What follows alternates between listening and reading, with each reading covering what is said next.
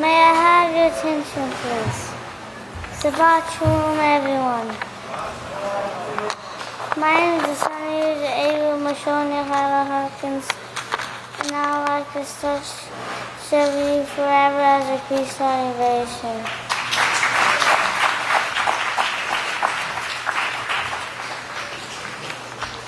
So, President on children, now time to start finding your seats for Sabbath services.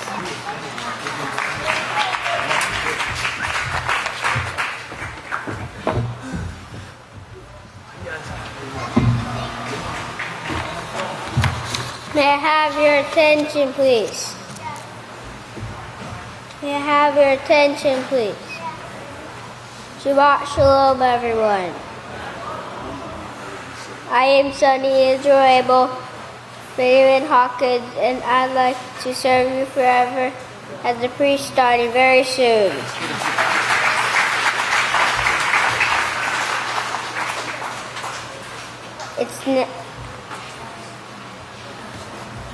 It's a privilege and honor to present to you the sons and daughters of Yisrayl Abel now entering the sanctuary.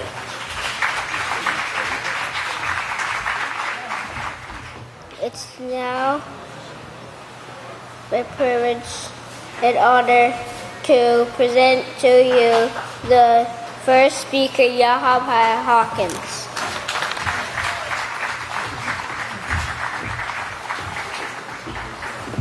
Shalom, everyone. You may be seated.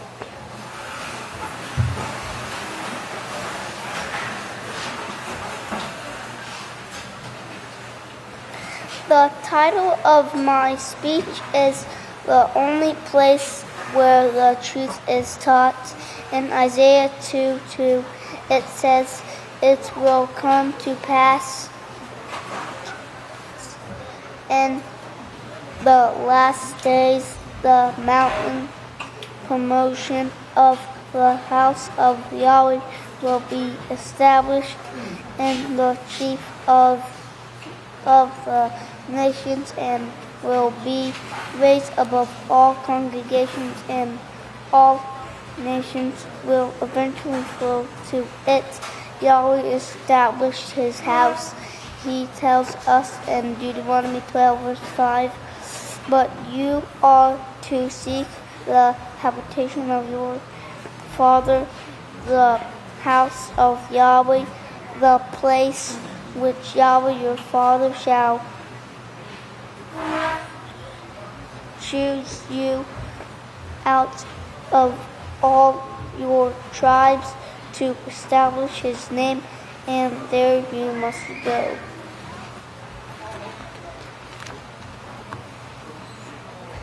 Once we go to the place Yahweh has established and placed his name, what occurs?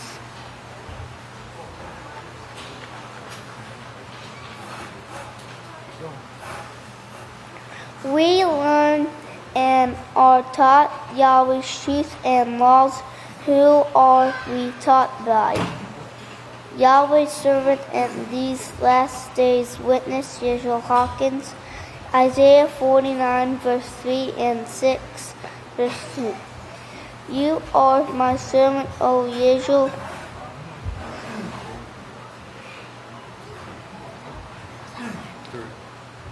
through whom I will be glorified." And he said, "It is not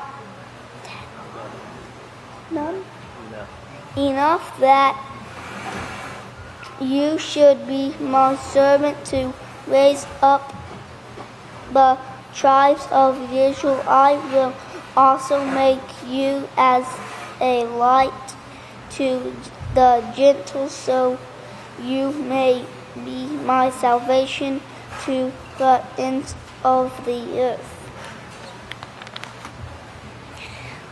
Yisrael Hawkins is Yahweh's servant, the witness, and the one sent by Yahweh's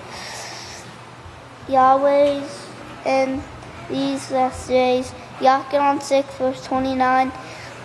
This is the work of Yahweh, that you believe into him whom he has sent.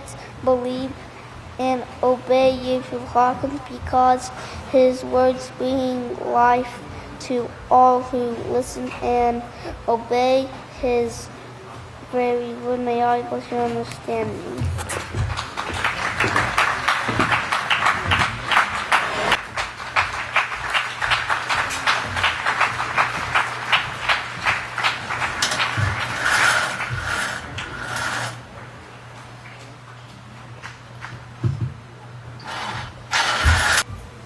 If you'll remain standing, it's my great honor and privilege to present to you the great deacon Yisrayl David Hawkins.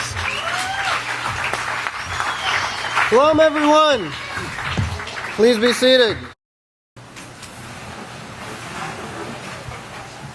I'd like everybody to think about something here and to ask this question to yourself. Imagine that you're in an area that's just had an earthquake or just had some kind of extreme disaster. And there's landslides taking place. The area's flooded. There's big rocks falling off of the cliffs. All kind of terrible things going on that you can imagine. And all of a sudden you meet this guy in a beat-up truck or a beat-up vehicle of some sort. Smoke pouring out of the hood.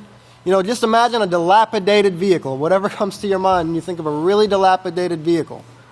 And he says, "Hey, let's go for a drive. Let's go for a ride. It'll be a lot of fun." Now I want to let you in on a little secret.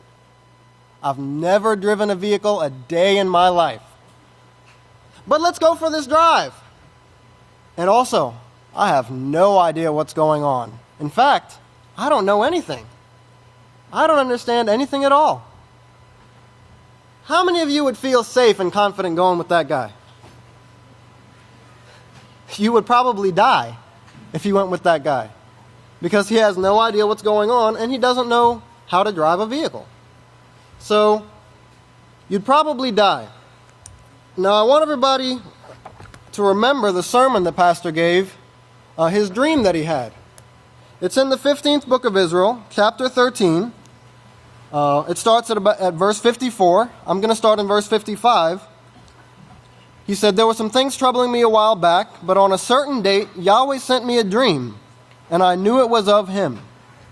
But the last thing before I woke up, and I woke up a little bit before the alarm went off, I had this dream that I was in a car driving, in a van, and I had a lot of people in this van with me.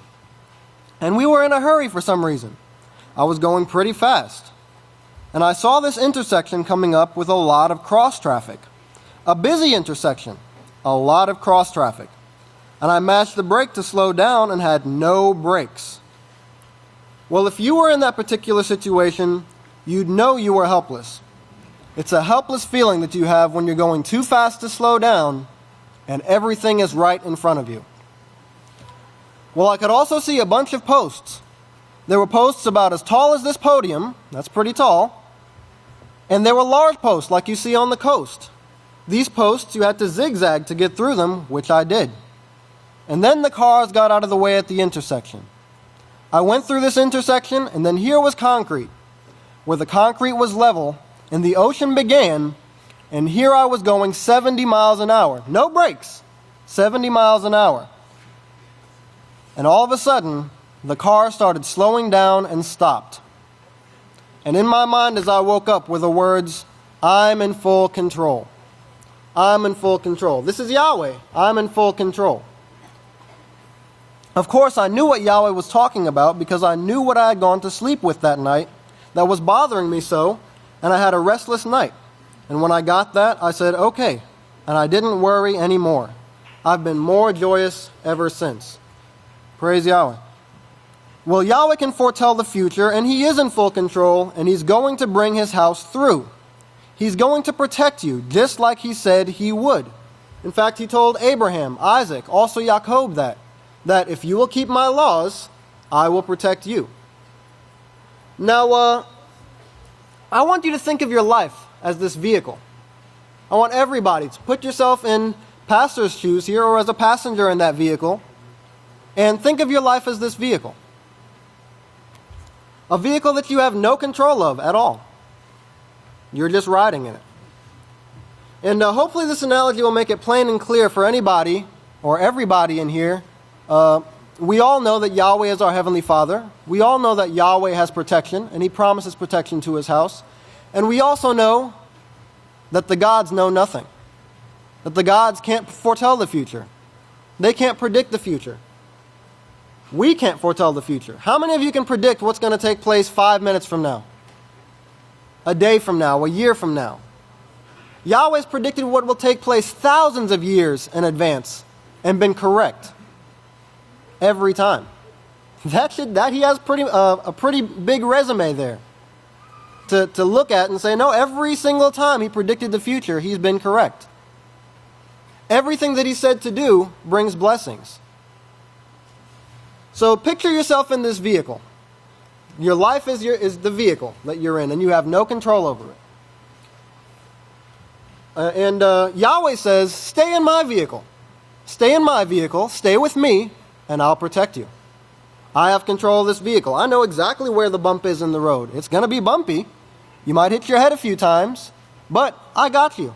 I'll take you all the way through this messed up world that the gods have done, that the gods have messed up, and you're going to be safe. You're going to be okay. Remember, He's always right. He's been right for thousands of years, ever since He created earth and everything, and He said, listen to me, I'm right. And He's been right. And He says, I'll take you through this road we call life. I'll take you through the world that the gods have messed up because they didn't listen to me, and you'll be safe. Now, say in your wise and smart mind or heart, you know what? I don't like this vehicle. I'm hitting my head way too much on these bumps. I'm going to get out of this vehicle, and I'm going to go on my own. Can you foretell the future? Do you know what's going to take place 5 minutes from then? No, but Yahweh does. But you're going to go ahead and be confident enough to jump out of the vehicle and go follow the gods. I'd like you to turn over to Psalm, the book of Psalms, chapter 82.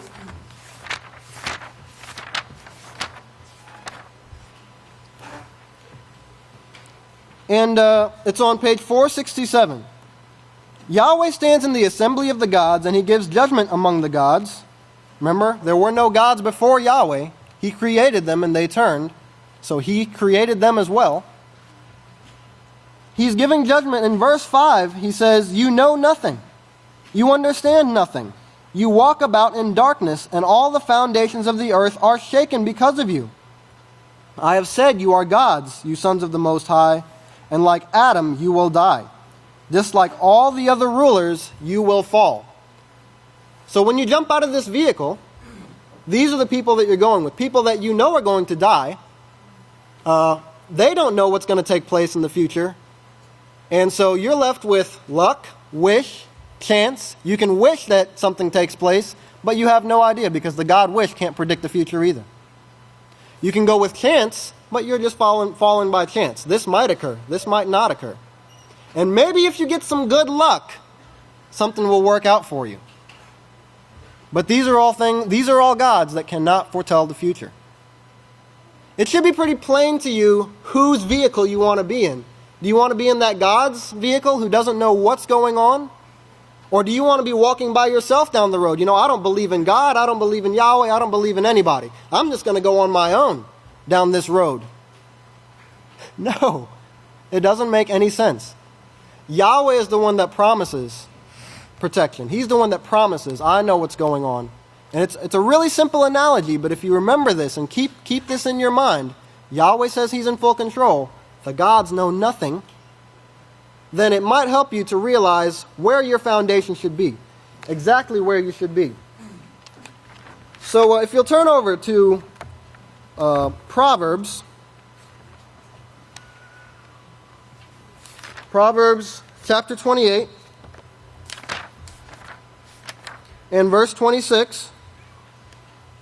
It says, he who trusts in his own heart is a fool, but whoever walks wisely will be delivered. Verse 25, the verse right before, says, he who has a proud heart stirs up strife, of course, following the gods, But he who trusts in Yahweh will be made fat or made blessed. You'll have plenty. Now remember, Yahweh says it's not going to be easy. Everything's not going to just be a bed of roses, but we are going to get there in the end. So you will be blessed. Now I'd like you to turn over to Deuteronomy.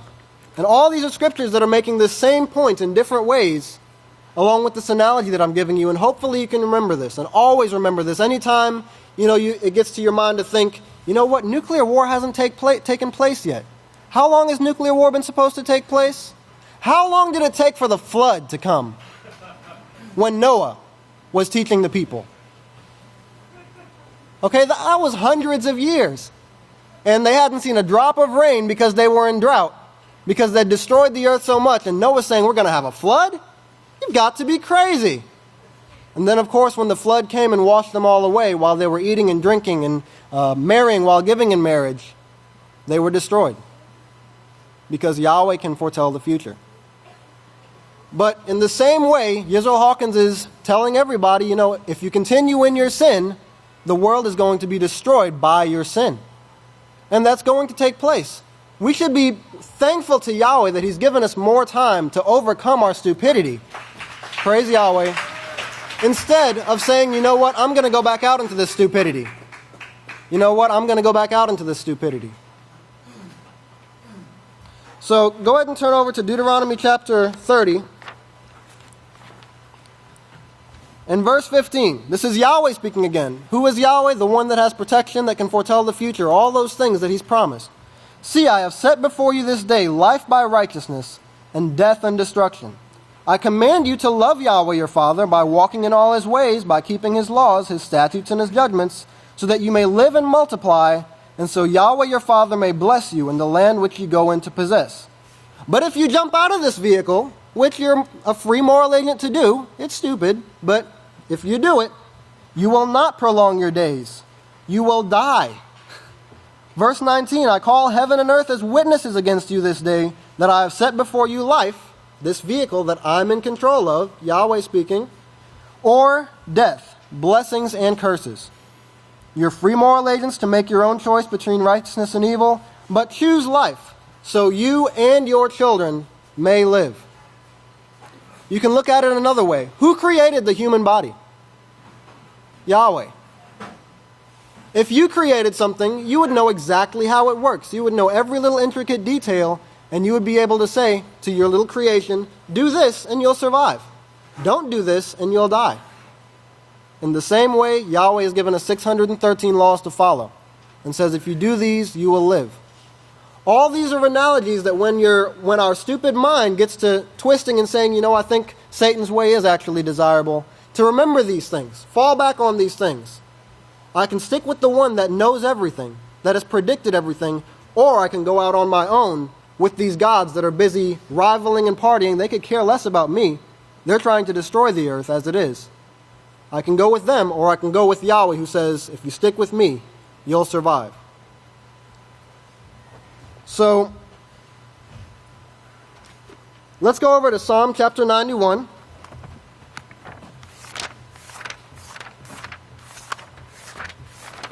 And this is just my final scripture to conclude and wrap everything up to show just how Yahweh promises protection. He promises protection to His people if you follow His laws, which is staying in that vehicle. He who dwells in the secret place of the Most High will abide under the shadow or the protection of the Almighty. You can also say, he who stays in Yahweh's vehicle, he who stays in Yahweh's car will have protection. We say to Yahweh, you are our refuge and our fortress. In you we will trust. Now notice what He says. I will deliver you from the snare of the fowler, from the noisome deadly pestilences, these diseases that come upon the world because they have decided to go their own way, or they don't know about Yahweh's vehicle. He will cover you with His feathers. Under His wings you will trust. His truth, His laws, His rules, His instructions will be your shield and your buckler. You will not be afraid of the terror of night or the arrow that flies by day. Why should you be afraid of it if you know Yahweh has your back? You wouldn't have to. If you're in Yahweh's vehicle, which is following His laws, you know Yahweh has your back. You know He has you covered. Only with your eyes you'll be looking out of those windows and seeing the bombs going off all around you. you'll see the big rocks falling off of the side of the mountains and destroying people that left the vehicle, that jumped out of the vehicle. But no evil will befall you if you make Yahweh your refuge. It says in the last verse, with long life I will satisfy you. I will show you my salvation, Yahshua Messiah. We will get to meet Yahshua Messiah and see him crowned King of Kings and Ruler of Rulers as one of our brothers, the first one who proved that it is possible to stay in this vehicle and make it to perfection. So follow his example, everybody, and I want to encourage everybody to choose your vehicle. Choose which vehicle you want to be in. Do you want to be in Yahweh's vehicle or the God's vehicle, which is fixing to break down? Hopefully you'd want to be in Yahweh's vehicle. If you'll all please stand. I'd like to turn it over to the next speaker, the Great Kohan Malakyah Hawkins. Now, praise Yahweh, you may be seated.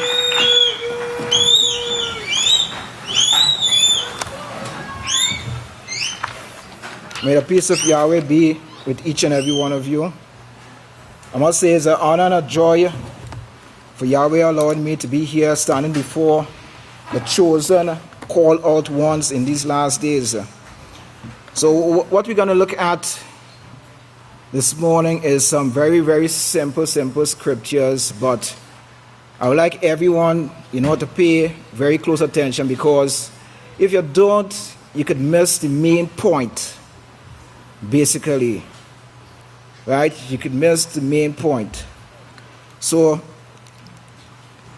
let's open up Book of Yahweh to page 971. Now I have to go a little bit kind of quick because there's so much to bring on, just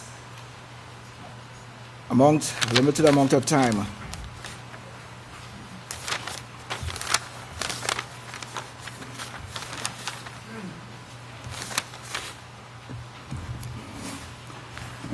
Okay, Revelation 1 verse 1 to 6.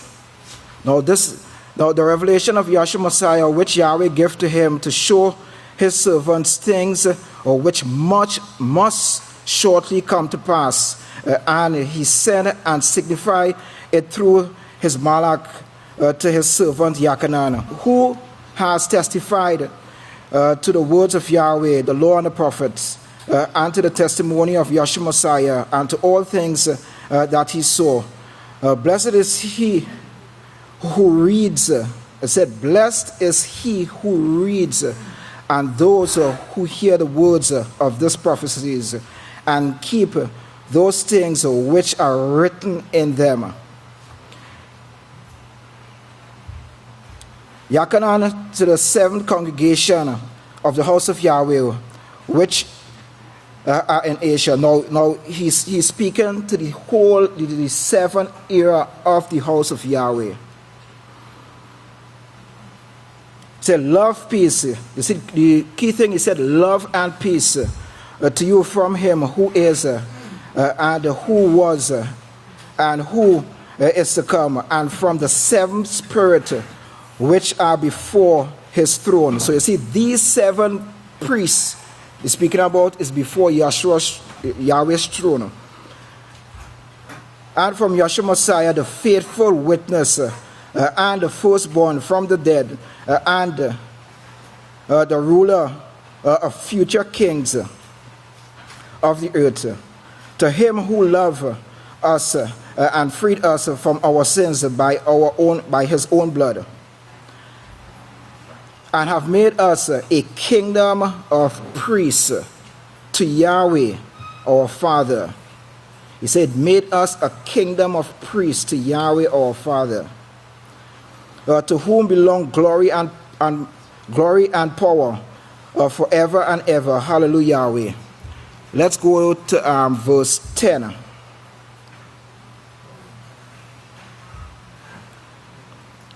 I was in the spirit on the day of Yahweh, the great day, and I heard behind me a great voice as a trumpet.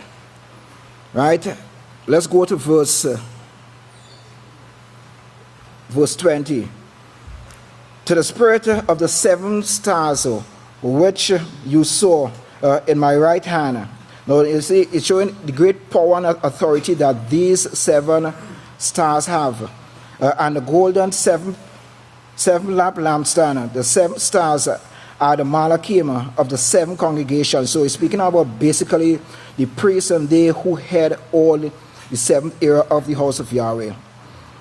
And to the 7th lamp lampstand, which you saw, are the 7 congregations of the house of Yahweh. Let us go and look at each one of these congregations.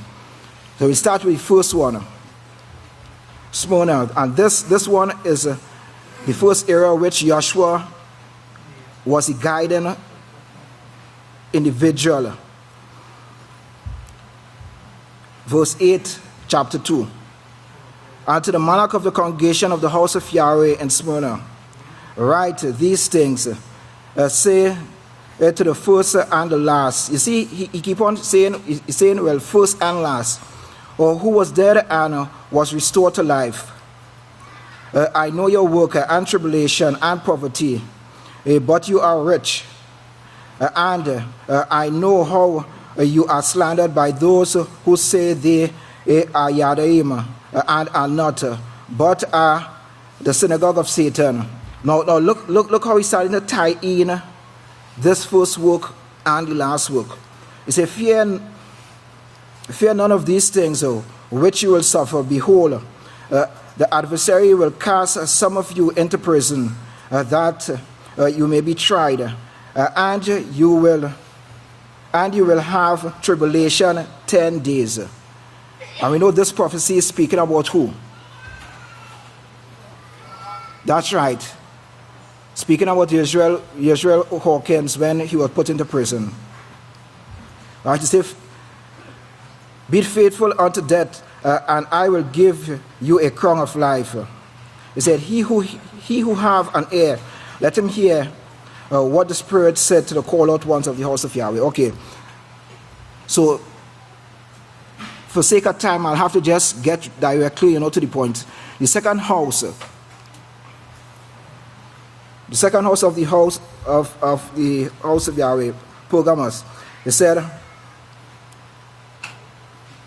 and to the monarch of the congregation of the house of Yahweh in Pergamos, write these things. Say, he who have the sharp sword with 2 edges.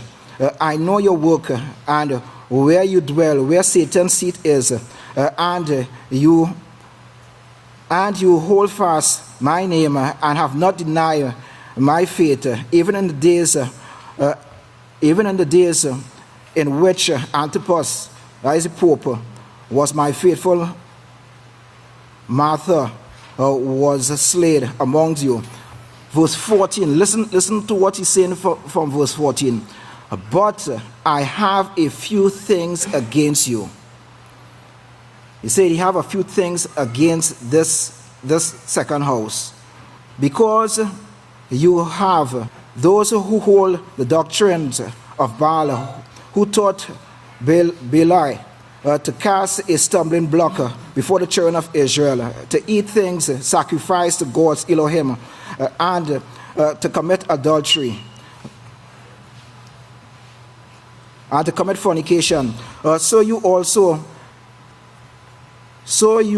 have those who hold the doctrine of Nicolaitans, who things I hate. Okay, let's go down to the third one. Thyatira. He said, let's just look at verse 20. He said, nevertheless, I have a few things against you, because you permit that woman Jezebel, who called herself a prophetess, to teach and seduce my servants to commit fornication and to eat things sacrificed to God Elohim. The fourth era, Ephesus. Let's just go to the main point.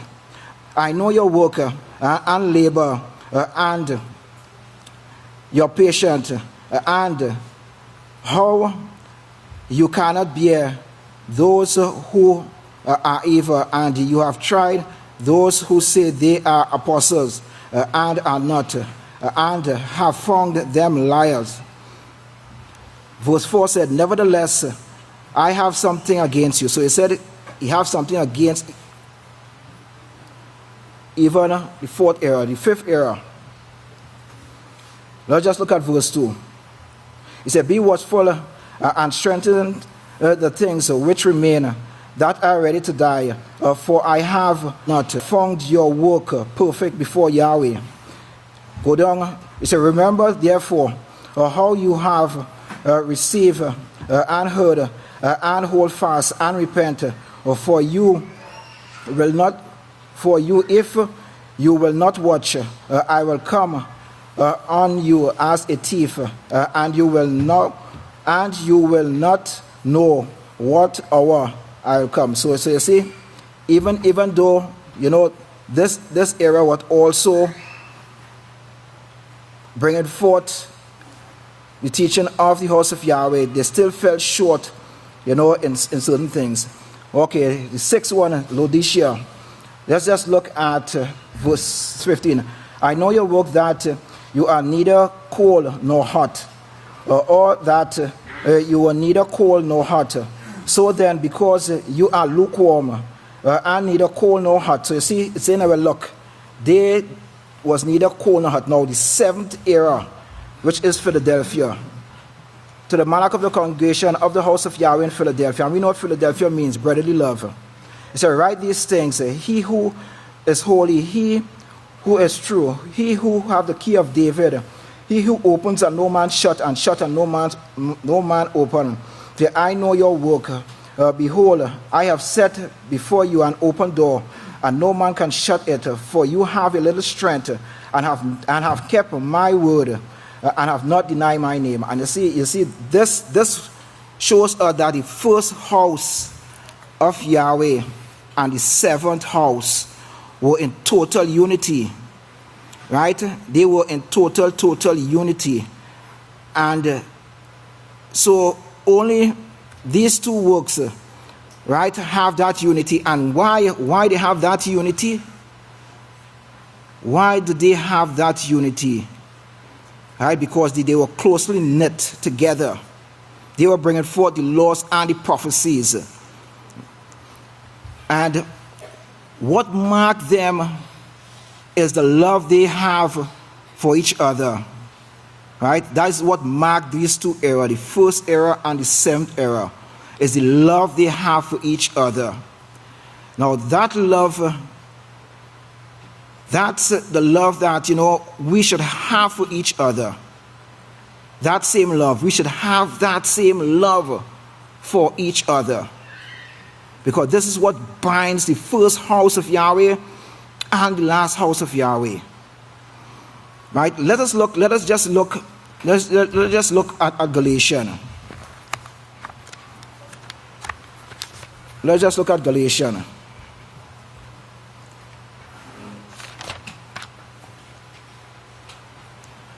Galatians chapter 5. Let's start at verse 13.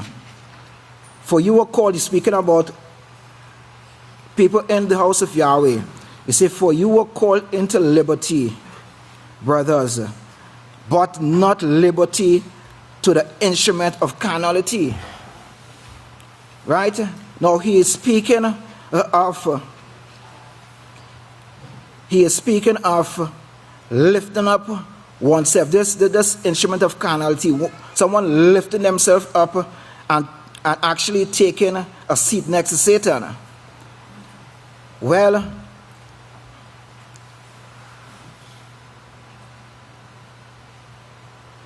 right? Taking a seat next to Satan. Now, let us just go down to 15. But if you bite and devour one another, he said, be careful that you are not consumed by one another. He said, be careful we don't consume one another. Right? Because sometimes,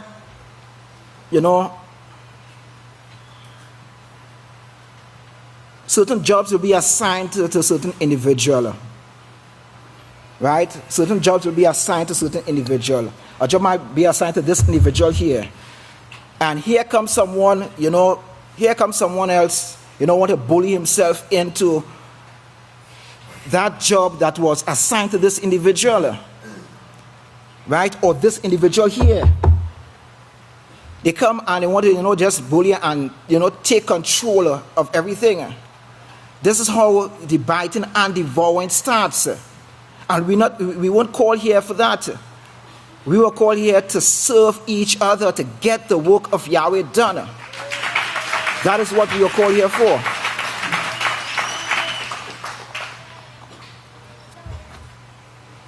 Now back up to 14.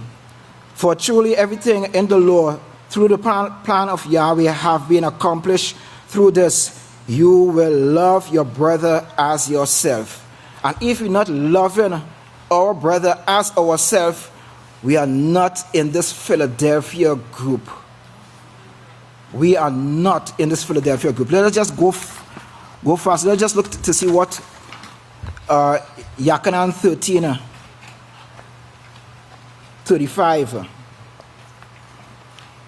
say about this. By this we all know that you are my disciples by the love you have for one another.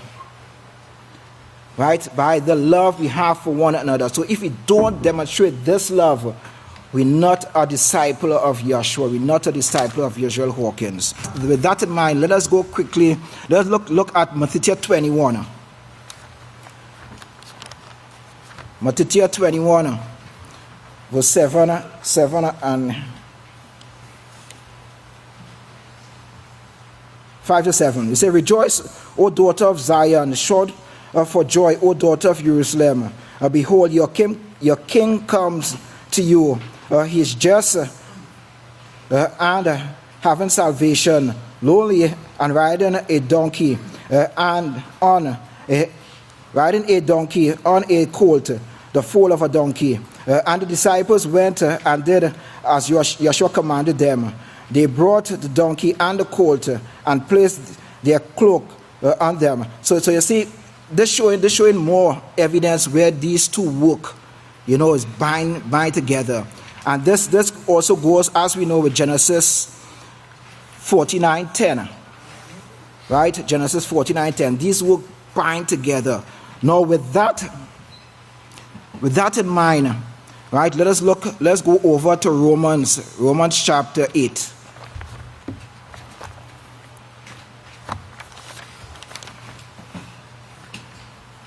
Romans chapter 8.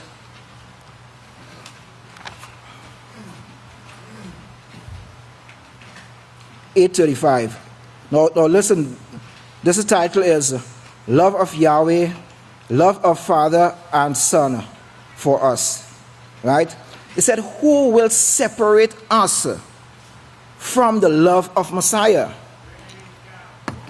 This is what we have to be asking ourselves. Who or what is going to separate us from that love of Messiah?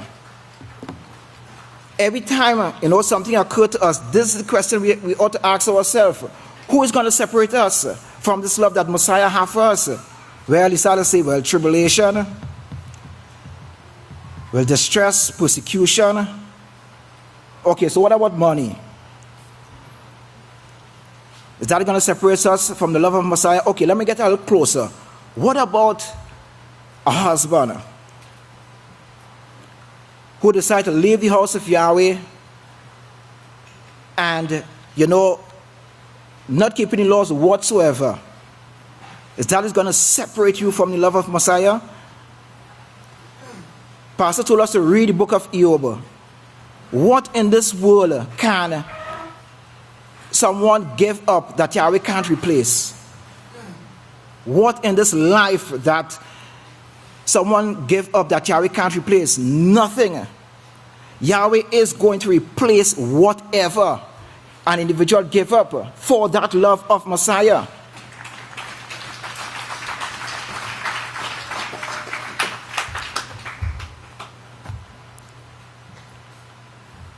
Now, let's look closely at, whatever test, we have to ask ourselves why we came to the house of Yahweh, or what purpose did Yahweh call us? Was it not to be tested? Was it? Why Yahweh tests us? Why do Yahweh test us? It's to strengthen us.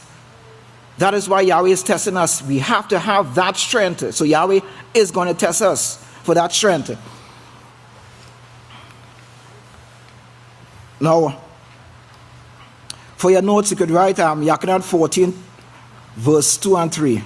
Now let us look at Revelation chapter 19, verse 7. It said, "Let us be glad and rejoice and give honor to him, for the marriage of the Lamb is come, and the house of Yahweh, all the virgin who have been chosen, have made themselves ready." Now remember, what we have to remember is that 5 out of the 7th house of Yahweh fell short. So with that in mind, let us look closer to what Solomon, Solomon he was inspired a lot, to write certain things of the house of Yahweh. Let's look at, Proverbs 31. And years ago, I tried to fit this in, and it come like right now, I run out of time, and I still ain't getting, to it. But basically it said, who can find a virtuous wife? And everyone know what this word virtuous means. Right? Everyone should know what the word virtuous means. Right? But it came from the word virtue. And virtue means conformity to a standard of right. Second one is a particular moral excellence. The third one is a beneficial quality or power of a thing. The fourth one is a commendable quality or trait. Next one is a capacity to act.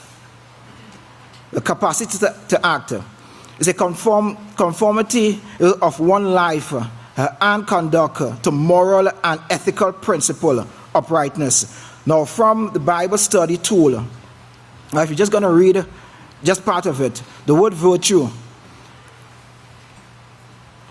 using the Septuagint to translate words, meaning glory, praiseworthiness, and they give some certain scripture. They said Habakkuk 3:3, Isaiah 42:12, Isaiah 63:7, and it says Zechariah 6:1-3.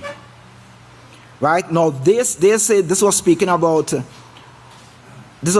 Messiah, but this was not speaking about Messiah. This was speaking about the branch. And it's talking about the virtue. It's speaking about the branch, and it's speaking about virtue. Now, if we have time, we ought to read Proverbs 31 from 10 right through, because every single thing fit, Pastor, with this. Every single thing. Right?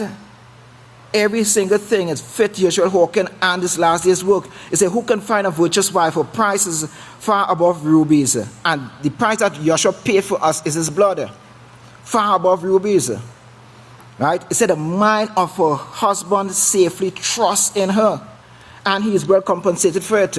Right now, Yahshua is a blessing to us, right, by guiding this house. But a time will come where we will be a blessing to Yahshua when we qualify, because when we qualify, he is going to be in a higher office. Right? So that's how we're going to bless Yahshua, by qualifying, and he will be in a higher office. That she will do him well and not evil all the days of her life. So you see, this is speaking about the house of Yahweh, the last work, Yisrael Hawkins, and the complete house of Yahweh. It said she will do him well and not evil all the days of his life. Right? Now, reading from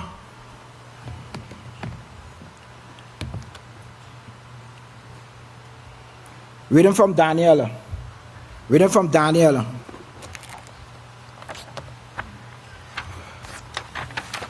Daniel chapter 9. Daniel chapter 9 verse 26. It speaks about, 9:26. It said that after 62 weeks, Yahshua will be cut off without a successor. Right? It said Yahshua will be cut off without a successor. Right? And a successor is a person who have a job or a position or a title after someone else after someone else, or one who succeeds to a throne, title, or estate, or an office. Right? In the 11th book of Yisrayl, and I don't have time to really read it. The 11th book of Yisrayl, part 1, verse 55 and 81. It speaks about, we will be bringing forth Yahshua, the 2 billion people, and presenting them to Yahweh behind the curtain. He said, this is our job. This is what Pastor said. This is our job, to present Yahshua, the 2 billion people, behind the curtain. So if we still don't understand what our job really is, right? If we still don't understand what that job is, let me make it clear as possible.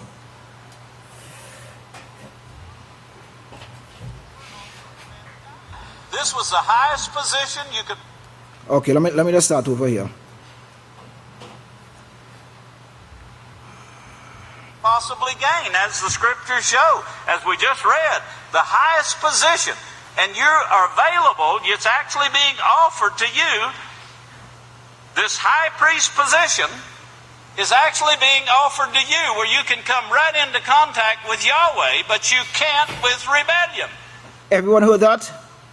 Praise Yahweh. Okay, I have 6 seconds. Listen to it again. You're cutting yourself off from the most wonderful position ever offered to mankind.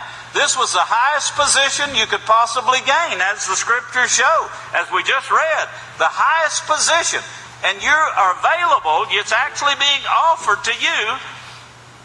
This high priest position is actually being offered to you, where you can come right into contact with Yahweh, but you can't with rebellion. Praise Yahweh. So we know exactly what position has been offered to us. So this is what we have to strive continuously, to obtain that position. Because that position, as Pastor said, it will be vacant. Right? And that is the opportunity that we have right now to obtain that position.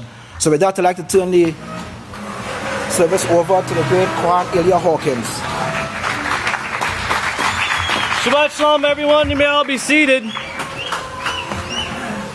As we go through the news today, I want you to keep some scriptures in mind and what we're seeing and what's taking place with a system.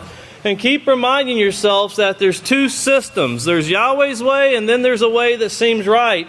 As Proverbs 14 says, there's a way that seems right to man, but the end thereof is death. And remember, that was the very same way that was shown to the woman when a teacher of that other system, known as the tree of the mixture of righteousness and evil, came to the woman and showed her a way that seemed desirable. It seemed right.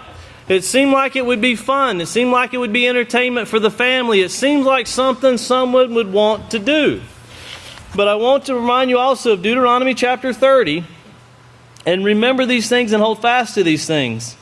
In verse 15 it says, "See, I have set before you this day life by righteousness and death and destruction. In that I command you this day to love Yahweh your Father by walking in all of His ways, by keeping His laws, His statutes, and His judgments, so that you may live and multiply, and so that Yahweh your Father may bless you in the land which you are going in to possess. But if your hearts turn away and you are not obedient," notice, if you are not obedient and you are drawn away to submit to the gods, to go to that thing that seems more desirable, it seems right, if you do that, then of course death will be your end. And you will, if you turn by serving them, death will be your end. In verse 18, "I declare to you this day that you will surely perish. You will not prolong your days in the land which you are crossing over the Jordan to possess. I call heaven and earth as witnesses against you this day. I have set before you life and death, blessings and curses. But understand this, but you are free agents to make your own choice between righteousness and evil." You are free to choose, is what Yahweh wants you to know. But Yahweh says, choose life, so both you and your children may live. If you choose the other way, when your children start burning and suffering, remember who led them there. Remember who caused that. It's murder to bring your children into such a thing. Well, what we're seeing in the world today, of course, the world would tell you that money makes life better. But when we go into the news today, watch President Trump. The man's a billionaire. Look at his frustration of trying to get things accomplished in Washington, D.C. He's only 1/3 of the branches that make up our governmental system, and he's trying to get things done, but he's finding out it's very hard. In fact, some things are impossible, and he even makes the comment that it's really hard to get some of these things passed through because he's battling a group of people known as Congress and Senate who, remember, that's their job, to create laws. They're all lawyers, and they create the laws that we see in our society today, and Daniel was amazed by these laws. Now, they create them, and they don't even have to interpret them. That's the judicial branch. It's their job, the Supreme Court, to interpret whatever these people over here in Congress and Senate come up with. And, of course, the president, he's trying to get some things pushed through, and one of the examples used is the opioid epidemic. He's trying to push through some bills to pull back on the opioid epidemic, and, of course, then he's also trying to do some things with health care. But when you watch, everybody's saying that opioids is out of control. Everybody's saying the death rate is alarming, and everybody acknowledges it's just a legal form of heroin. It's just like legal marijuana, but it's legal heroin. Everybody acknowledges something needs to be done, but nothing's being done about it. And watch the frustration from the people as it's going forth. And then we go to Yemen. You know, it's very easy when we're here inside these gates, inside this protected place, to go forth and to forget the misery that's outside the world. Don't ever forget what's going on in the world. If you don't remember what's going on in the world, you won't remember what your job is. Your job is to help them, to teach them to learn war no more. Well, these people are suffering, and they kind of explain the chloria a little bit better on how you get it. You have to drink sewage, and think about what those people are going through. Think about the devastation, and they're wanting to flee. In fact, many people are fleeing. These refugees are fleeing, but they cannot find a city that will take them. Countries are refusing them. These people want help. They're seeking help. They're crying out for help. We need to be that voice crying out, saying, here it is, come get it. This is where you should go. This is where the one sent is. That is our job, to learn what to teach, so we can teach everyone that is fleeing here what we have learned. And then they in turn do the same. And then we will have a great priesthood that will rule this universe. Also dealing with Iran, you're going to see Iran and also Venezuela. Iran facing more sanctions by the United States government. They're becoming frustrated because they know it's more of a cut their financial security back, cut down their spending means back so they can't. They're testing missiles, and that's what the excuse is to sanctioning them as the United States continues to test missiles and continues to fly bombers over the Korean Peninsula. Well, all of these things, and keep in mind equal weights and measures. You can't tell, someone you can't test missiles, but we'll go test 20. If someone's shooting a gun at you, you're going to test your gun. And that's what's going on. There's a way that seems right, but the end thereof is death. And then the president of Venezuela, he acknowledges, he says, listen, there's threats going on, but it's not us that's making the threats. We want peace. The threat is coming from the American government. And it is coming from the American government. And Russia also responding, saying the United States, what they're doing, they have started a trade war. They're trying to put the industry, the business economy of the United States first. And that's what these sanctions are doing by limiting the oil. And remember, hurt not the oil. That's what's being addressed, is the oil. And Vladimir Putin knows this. President Putin knows this, and he sees this. And they're also saying that the things the United States are doing, but it's very clear what one of the spokesmen says. He says, listen, it's not the president. The problem is these sanctions are coming from Congress and Senate. And that is where the sanctions are coming from. They just want President Trump to sign off on them so they can move forward with pushing them and putting them into play. Well, once again, as we see all this taking place, pastors talked about the sorcery, and scientists are boasting now that they can now edit human DNA. They can go into an embryo and they can change things. That is the sorcery that we're talking about, where you think a doctor can take away curses. No, the only thing that removes curses is repentance from sin and sin no more.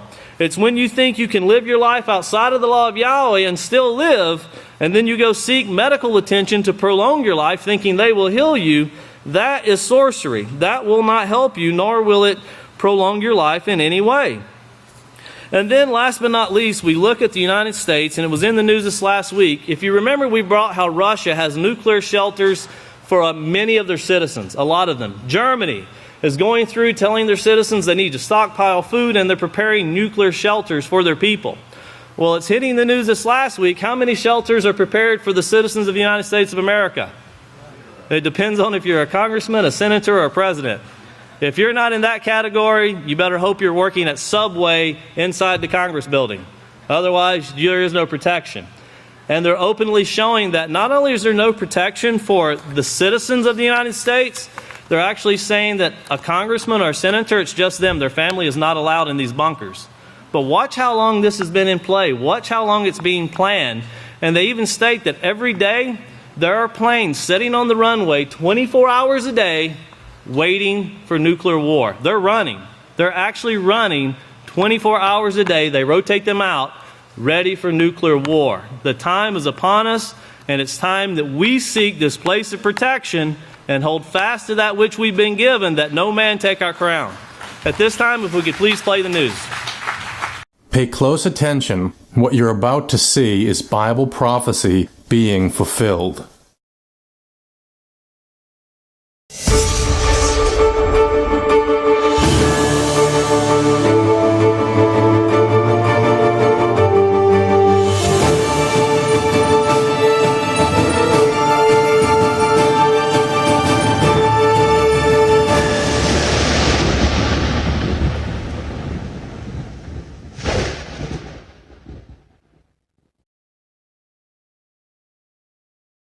Welcome to another edition of YPN News, bringing you the news that relates to Bible prophecy and foretold by Yisrael Hawkins.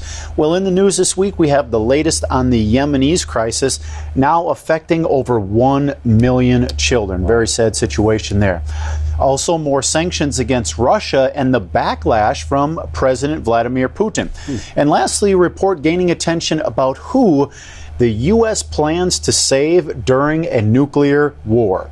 Well, these stories and more, but first a report on the leading cause of death among Americans under 50. Drug overdoses. More specifically, opioids. Well, as a candidate, now President Donald Trump pledged to end the opioid epidemic. So, how's he doing? Well, in a phone call with Mexico's president, Mr. Trump called New Hampshire a drug-infested den.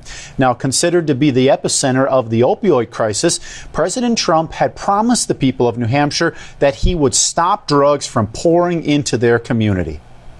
Well, in a recent interview with CBS News, Richard Baum, acting director of the Office of Natural Drug Control Policy, said he would give the Trump administration an A+ on how they're dealing with the opioid crisis. He explained that having customs and border protection along with working on legislation to have better and tighter controls is all progress and movement in the right direction. Well, the president's budget asked for $10.7 billion for drug treatment, which would be a $200 million increase. However, it would cut $167 million for abuse preventions. The Trump administration has tried to take credit for putting up $500 million for the 21st Century Cures Act, even though that money came from the previous administration of President Obama. Interesting.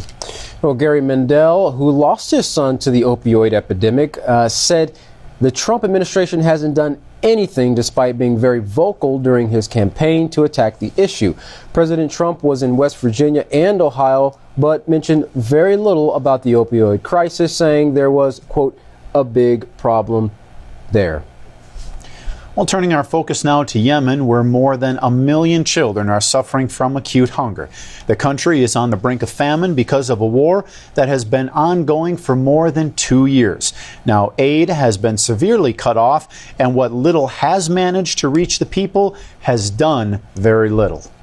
Well, Caroline Anning, a policy advisor with Save the Children, said Yemen's children are trapped in an almost unimaginable tragedy. They're under attack from all sides. Children hugely malnourished all across the country. Millions of children, she said, too weak to stand up, too weak to go to school, and dying of hunger. More than half of Yemen's 28 million population are going hungry as a result of a Saudi-led coalition that has been bombing Houthi rebels since they forced out the internationally recognized president in 2015.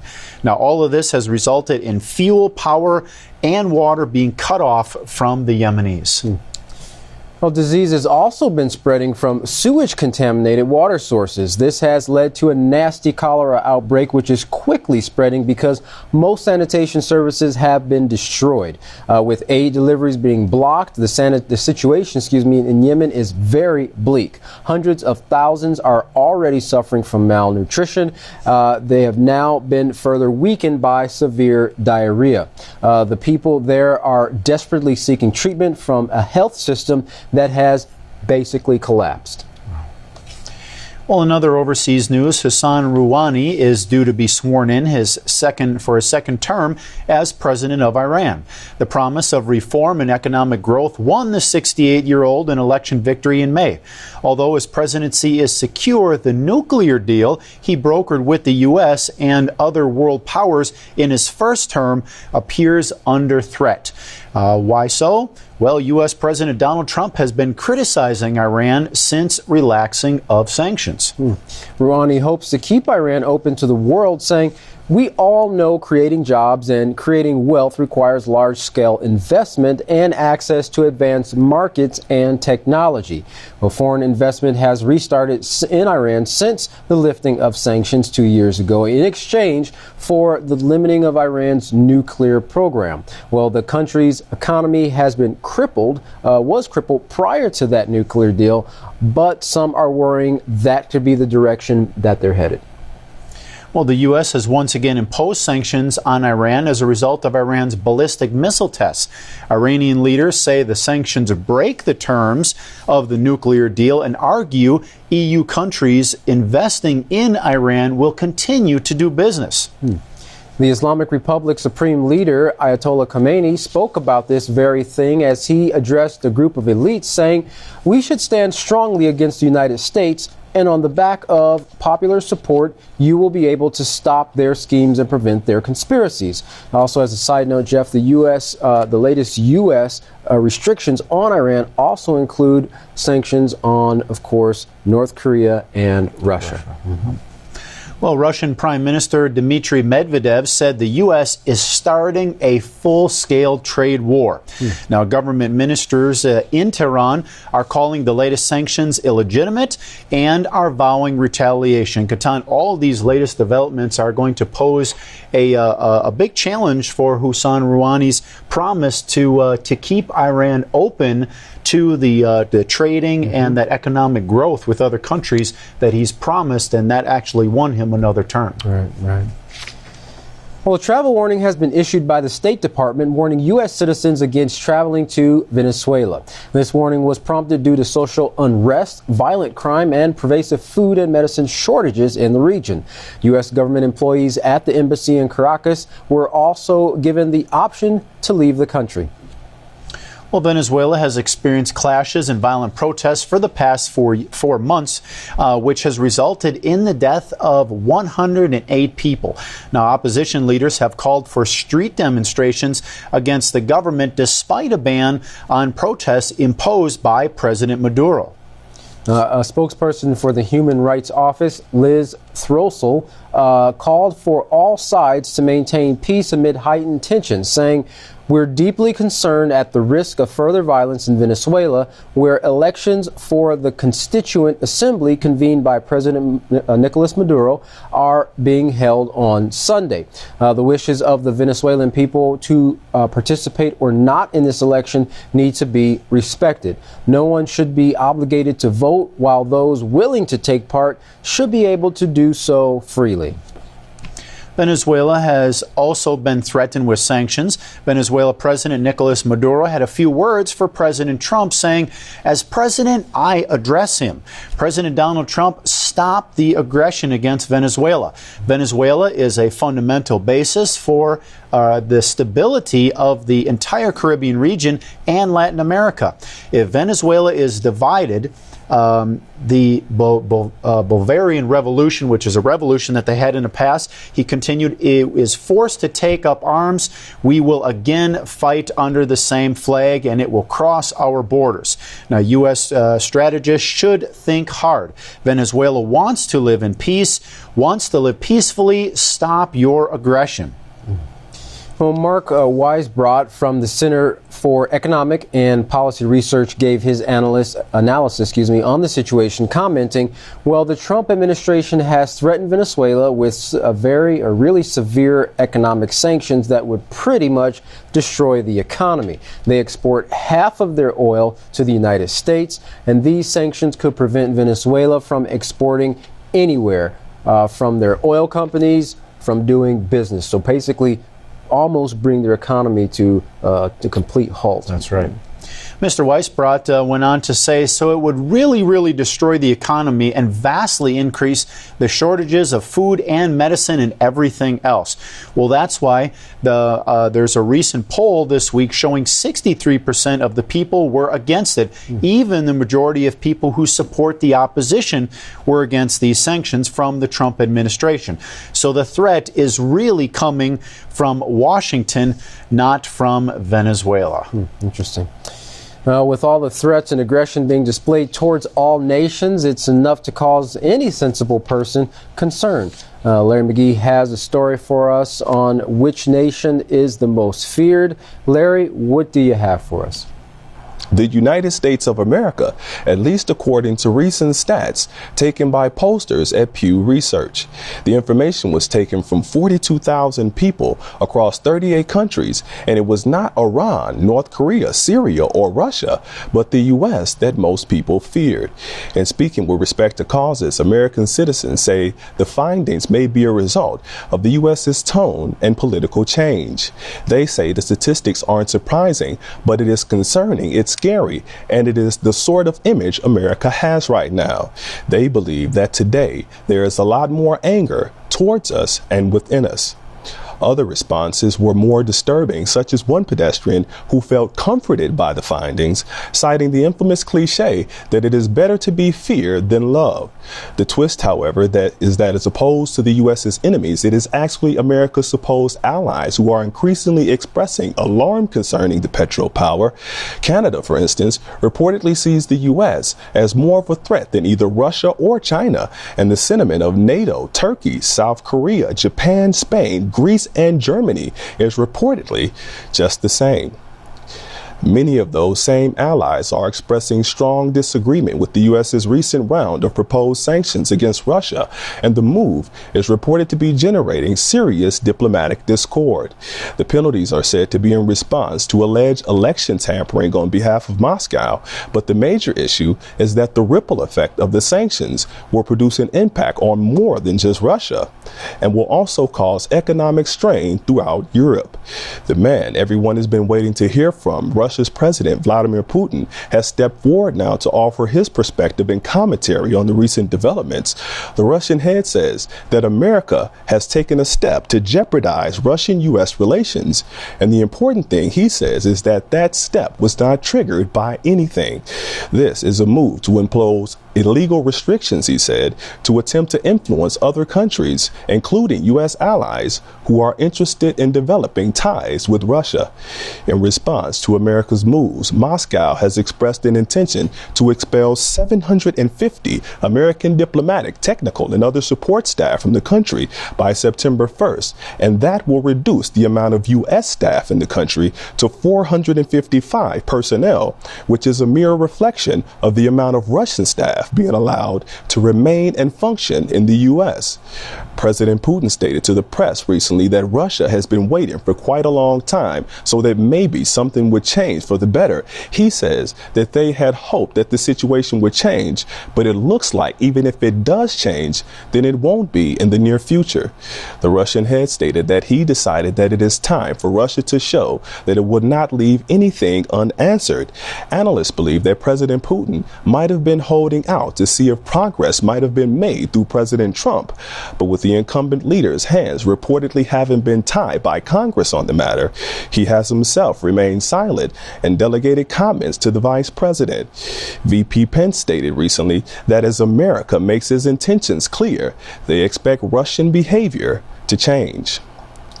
The change that America itself is imposing is on how the nations can buy and sell. The restrictions on commerce are not just with Russia, but also with Iran and North Korea, and they are reported to span several categories, including mining, finance, metals, shipping, and energy. The U.S. is said to have leveled the warning that it will punish any company involved in developing and maintaining Russian-related pipelines, and that immediately places the U.S. at odds with a number of very prominent European companies. The EU is threatening retaliation if the move encroaches on European business interests. Germany has been the most vocal opponent, stating that America is using sanctions to promote its own business interests. The German foreign minister stated that Berlin will protect itself against an America First industrial policy masquerading as sanctions. Analysts were asked to weigh in on whether or not the idea of Washington promoting its own interests through the latest sanctions is a fair claim, to which German political commentator Maximilian Krah contributed that it is a fair claim in so much as the sanctions are of course American internal politics, but it is unfair that it is being linked with President Donald Trump, because obviously the Senate and the House have imposed the sanctions to harm the president. So the sanctions, he says, are not an America First policy of Donald Trump. It is instead an anti-Russian policy of lawmakers on Capitol Hill against the president. For YPN News, I'm Larry McGee. Katan Jeff, back to you. President Vladimir Putin definitely wanting to show the United States what he thinks of those sanctions. Wow. Well, almost like the boots on the ground dilemma in the Obama administration, there appears to be some confusion as to the Obamacare program and whether President Trump said he would repeal and replace the program. Now the media says he did say it, while he says that he didn't. Well, let's take a look at this next clip and you can judge for yourself. On my first day, I'm going to ask Congress to immediately send me a bill to repeal and replace Obamacare.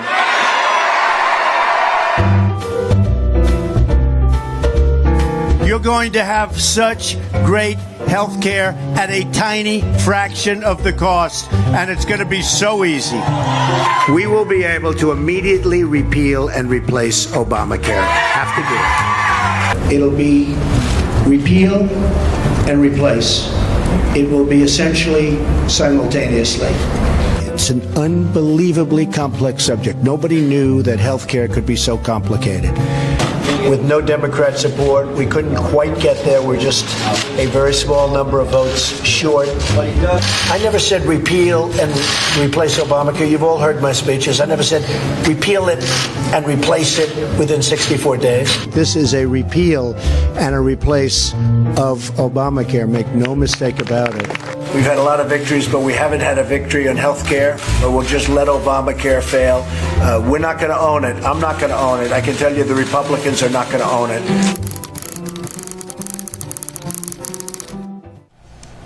Well, it definitely seems like there's a conflict of words. Right. Well, Washington has a new challenge on its hands as North Korea's latest missile launch, with the potential of reaching the United States mainland, hitting targets like Los Angeles, Chicago, or even New York, has just recently taken place.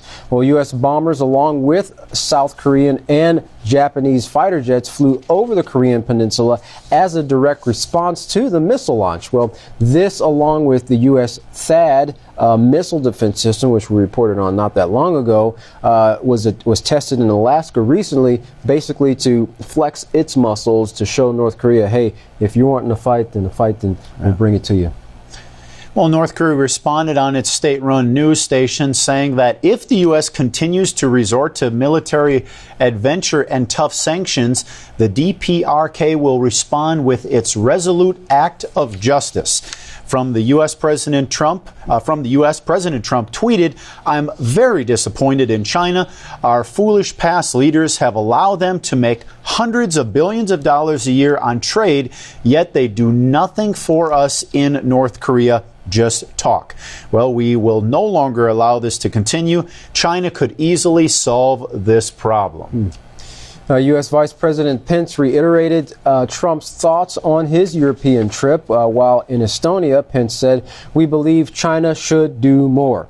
North Korea's sole ally, China, has condemned the launchings, saying they violate the United Nations Security Council resolutions, but said that they, referring to China, don't hold the key to resolving the issues in the Korean Peninsula. Well, for the first time in human history, scientists have successfully removed a deadly hereditary gene from a human embryo. The team of scientists from the U.S. and South Korea removed a gene that could cause heart problems. One of the researchers on the project said that the ability to single out and remove a deadly gene was not surprisingly complicated. Well, some are concerned that it could lead to the creating of designer babies, where parents design children that are smarter, stronger, and taller than ever before. Of course, if they can get in there and start manipulating the DNA, that's what everyone's fear is. Well, Eric Topol of the Scripps Research Institute said, "We don't know what happens when the embryo grows into a baby or when that baby grows into an adult. These are some big unknowns that'll take years to understand, and we're really not ready for this to get launched. The questions are the unknowns," he said, "are really big questions, and a lot of questions are unanswered as a result. So the fear is, what are we doing to change the DNA, and how is it going to affect the life of that child later?" Right, and likely, and as you said, you're not going to know right away. It's going to be years down the road. Right, with certain genes only turning on at a certain point in a person's life. Well, you just have to wait and see. Well, a new book entitled Raven Rock, the story of the U.S. government's plan to save itself while the rest of the U.S. die, was the topic of an interview between Garrett Graff and CBS News. Raven Rock is one of the government's 3 big bunkers. Now, this one in Waynesboro, Pennsylvania, built in the 1940s and 50s. It's literally a hollowed-out mountain inside Raven Rock Mountain. It has hundreds of thousands of square feet of office space, dorms, fire departments, reservoirs, absolutely everything needed to live underground for a month at a time. So as you can see, very complete, everything they need. Interesting. Well, the plans with these facilities during the 1940s and 1950s, during the Eisenhower-Truman years, was, well, you'd be able to evacuate the cities, the governments, evacuate all the people out to these bunkers, what they also call relocation facilities, all around Washington. But as the U.S. military got stronger and obtained nuclear weaponry, it became the evacuation of a small number of government officials into these bunkers, and, well, pretty much the rest of us left on our own. Well, even though some plans of evacuation have changed over the years, others haven't. For example, there's a set of planes, the E-4B Night Watch planes, the President's Doomsday planes, that are kept running 24 hours a day, following the President wherever he goes. Now, he could run nuclear war from one of these planes for 3 days. Now, these plans are so secret that not even the members of the government who are on the list know if they or the person next to them will go. Interesting. Well, the government built over 100 of these bunkers, aka relocation facilities, underground and in mountains. And in moving government officials to these facilities, families are not allowed. Ooh. Yeah, so you got these men under pressure, men and women under pressure in these facilities, expected to continue to do their job, yet they're worried about their loved ones, their family members still, taking the brunt of whatever may be taking place outside of those bunkers. Well, typically the list includes high-ranking government officials, cabinet members, congressional leaders, members of the Supreme Court, and administrative staff. Some people are actually on the list by accident. Well, these facilities are scattered throughout the U.S. from Pennsylvania, Colorado to Virginia, at a luxury resort in West Virginia at a hotel called Greenbrier. One such facility existed for that purpose of housing officials in the event of a nuclear emergency. But that place is now a museum. Behind a 25-ton blast door is enough room for 400 government officials to live for 60 days. And that facility, Kohan, had only been used one time, and that was during 9/11. Wow, interesting. Well, at the end of all of mankind's harmful activities, including the nuclear wars that government officials know is coming, protection won't be found in the mountains, in underground bunkers, or behind 25-ton blast doors. The only mountain of protection is at the uplifted, promoted work of Yahweh in these last days, called the House of Yahweh. Seek the House of Yahweh today by contacting them to learn what you can do to survive the coming destruction and how to obtain true lasting peace. To contact the House of Yahweh today, you can do so. And when you do, don't forget your free copies of the monthly newsletter and Prophetic Word magazine. Here's how. You can write them at the House of Yahweh, P.O. Box 2498, Abilene, Texas 79604. You can call them at 1-800-613-9494. Visit them on any of their websites, www.yahweh.com, www.YisraelHawkins.com, or www.yahwehsbranch.com. You can also visit our website by going to www.ypnnews.com. Remember, any emails can be emailed to info@yahweh.com. Any international calls, you can call the number that's on your screen now. And lastly, we'd like to remind you of two great study tools on the market today, absolutely free, both of them, the Yisrael Hawkins, or the Yisrael Says program, rather, and the Ask Yisrael program. You can find out more by going to www.yisraelsays.com and www.askyisrael.com. Well, don't go anywhere. Up next, Yisrael Hawkins. From all of us here at YPN News, I'm Kohan Alexander. And I'm Jeffrey Heimerman. Thank you for watching.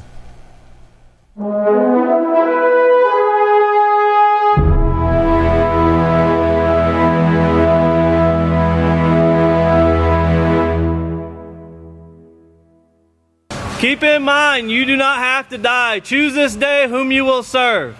And at this time, I'd like to introduce the greatest teacher in the world, the Great Kohan Yisrayl Abel Hawkins. Shalom, everyone. You're looking great. Praise Yahweh. They're all yours, Yahweh. You may be seated. May the peace of Yahweh be with each and every one of you. I mean that. May the peace of Yahweh. There's no peace in this world. That is for sure, and the news is proving it. Prophecy has it proven already. Let's see. I want to read some articles, but I got to cover some other stuff. Well, we're going to get through this rapidly.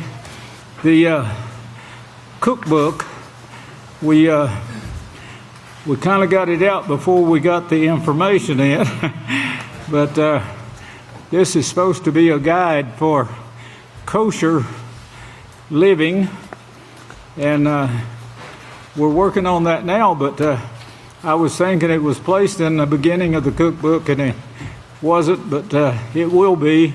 We'll have the insert for you. You can take these recipes and all die in the hospital with cancer if you don't know what to cook and what's safe for you, what's kosher for you, and so forth. And that information will be given before the feast, Yahweh willing. When the great deacon Yisrael David was speaking, I saw those numbers come up, that Matthew 24. I want you to turn there, because I had never looked this up before, and I flipped over in Strong's and looked it up, and it's really amazing what he shows. Now this is speaking, of course, of the resurrection, as he also brought out. And this Matthew 24:7 shows the sickness, disease, the hatred, the wars. Then verse 21, 22 shows this is the greatest of everything, the worst of everything. It's the greatest wars, the greatest sicknesses, disease, the worst of everything. And it would wipe out even the very elect if Yahweh wasn't protecting the very elect. And please pay attention to every word, please. If Yahweh wasn't protecting the very elect, they're going to die in the soon coming nuclear wars. And you can scoff about the nuclear wars like some of the world is, like the politicians are wanting you to do while they prepare their safe houses. Those safe houses is not going to save them either. I was in one in Washington. The guards was away from the elevator, and I didn't mean to break any laws, but no one was there, and we were hunting something or someone, and I punched the button and went down the elevator into the secret caves that I wasn't supposed to be in. And I took that opportunity to look around. And I came back out, and the guards were there with their mouths hung open. and I spoke to them and went on my way. But anyway, the worst of everything is going to take place here. The iniquity, verse 12, is at its thickest from the God worshippers, verse 11. Then verse 14, the message is being preached. The message is being preached there. Verse 29 shows this was about 26 AY, and of course, or 33 actually, but AY, that this was spoken by Yeshua, that the bombs is going to be here that could darken the sun. Those bombs were started in 1934. The increase in knowledge was started in 1934. If you've read my letters, you know this. Started in 1934. 33, verses 33 and 34 shows the year of this generation. It's a generation. He said that generation. And the verses are 33 and 34. Just a coincidence, I'm sure, but verse 14 shows the message is being preached by somebody there. And 33 and 34. Now, this generation. He said, the dead are going to be raised, and we will not all die. All of us are not going to die. And he specifically says, that generation. Now get that in your mind and go over to 1 Corinthians 15. 1 Corinthians 15. I'm not going to cover this thoroughly because I've got to cover other things, but I'll get you lined up for next Sabbath anyway. But 1 Corinthians 15, while Yisrayl David's sermon is on your mind too, you know, you need to have this. 1 Corinthians 15, and look at verse 51. 1 Corinthians 15, verse 51. Please get this. Speaking of the resurrection, speaking of the message being preached, everything going on, the wars, the fighting, which you just saw, and they have no answers to anything, not even to a hospital plan. If you think that's complicated to get, try getting a solution for the nuclear bomb. It's the Leviathan that is going to be hard to turn around, but Yahweh is going to turn it around by mankind. By mankind, He's going to turn it around. We are the ones that's going to turn it. We've already started turning it. Verse 51 says, behold, I show you a secret truth. We will not all sleep, meaning die, but we will be changed. We will be changed in a moment, in the twinkling of an eye, notice he gives you when and who.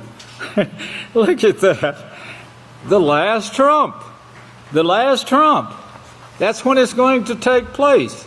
Hold your place right there and turn over to Revelations, the 10th chapter. Revelations 10. I've been through this in detail.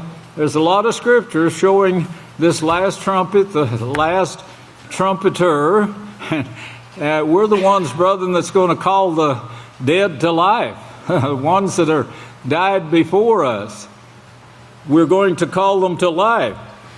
In Revelations 10 and verse 7, but in the days of the voice of the seventh Malach, or messenger, when he will begin to sound, the great secret of Yahweh will be. Now this is secret truth. Remember, I show you some secret truth. But in the days of the voice of the seventh Malach, that's messenger, when he will begin to sound, the great secret of Yahweh will be finished, as he declared to his servants, the prophets. As he declared to his servants, the prophets. Well, Yahweh says, I show you, I'm the only one, he says. He says, I'm the only one that can show you the beginning, and he has, and no one can deny it. I'm the only one that can show the beginning and prophesy to you the end. Yahweh is the only being that can do that. Now, verse 7, the last trump, and back to Matthew now, 24, Matthew 24, it's such a coincidence that 33 was when I was conceived. 34, truly I say unto you, that generation, 34. And I thought, well, what does that number mean? Number 34. In the Greek, number 34 means a drove or a herd, like a herd of donkeys. That's what came to my mind. This got just a little on this page and then a whole bunch on the next page. Let's see, 30, from 71, this is from 71, number 34, from 71, but let's go on and get that 34 first, 34, a herd, let's see, 34, no, that's a Hebrew, Greek, 34, well, we're going to have to go to 71. I didn't make the rest of that copy, but number 71, it means to lead, to bring, to drive, to pass. It means induce, bring, lead, go, bring forth. It means, the word is ego, means to lead along, to bring, and connotes to bring.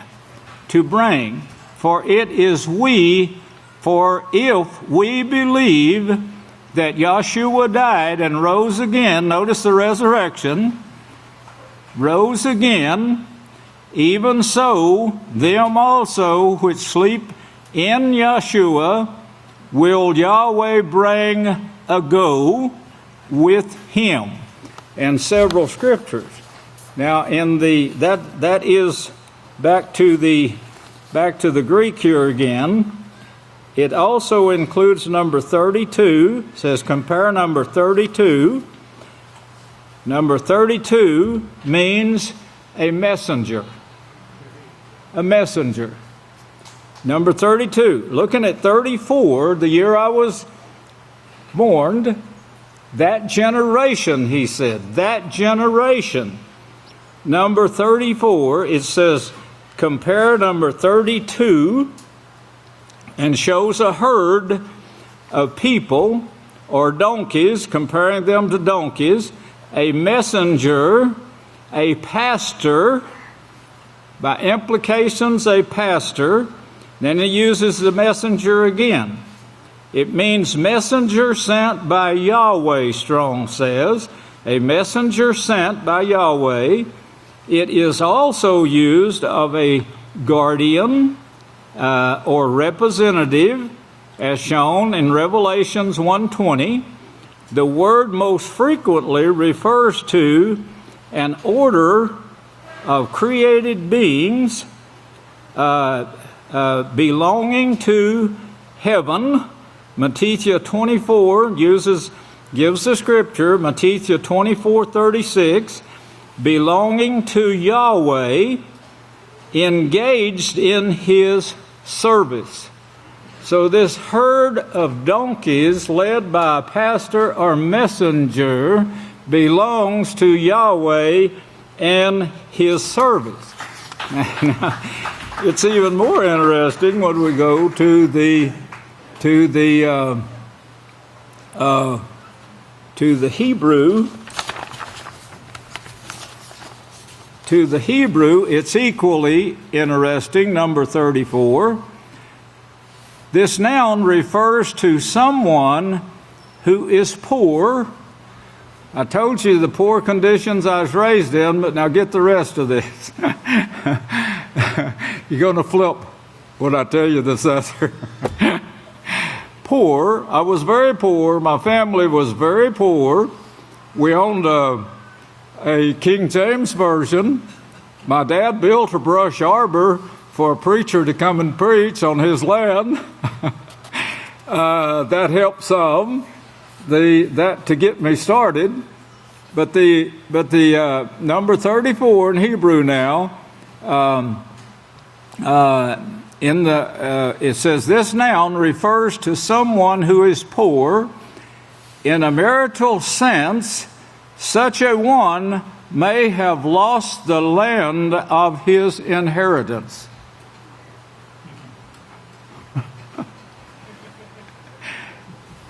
Do you remember I told you Dad and Mother's land was taken away from them? That's under this generation that's bringing forth Yahweh's message to the world. It goes on and on. But the seventh year, now get this, why would he put this in under this word, number 34?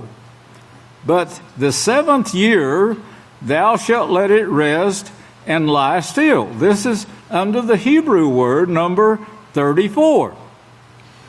But the seventh year, thou shalt let it rest and lie still, that the poor of thy people may eat, and what they leave, the beast of the field shall eat.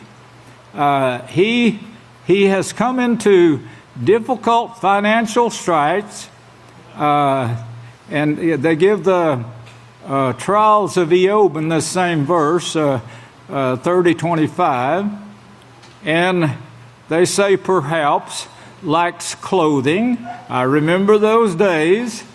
Or food. I remember those days.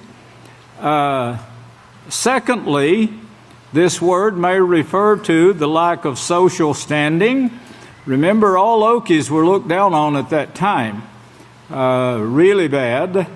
And of course, I suffered the same thing here in Abelin once I started putting out the message of Yahweh here in Abelin.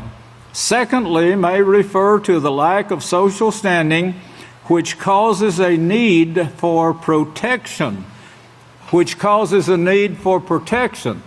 Not just lacking in social standing, but this causes a need for protection. In other words, they're going to kill you if somebody is not protecting you. And it's under the meaning 34, that generation. The first biblical occurrence bears this emphasis. Yahweh guarantees, it says, Yahweh guarantees protection for such a one. Thou shalt not rest the judgment of thy poor in his cause. And we don't. We strive to make sure the poor is taken care of here in this group. If you remember, I didn't bring it, but I have it listed to bring. Before, it was shown in the scriptures that Yeshua's parents went up to the feast every year. They went to the feast of Yahweh at Jerusalem. They took Yeshua, and when he was 12 years old, he wanted to stay with the priest, and he said he must be about his father's business. But before that lesson was given to you, there's a lesson before that that's equally important, and you need to read it. But there was a woman. This woman was a widow, and I believe it does reveal that she had children, but she was living at the 44.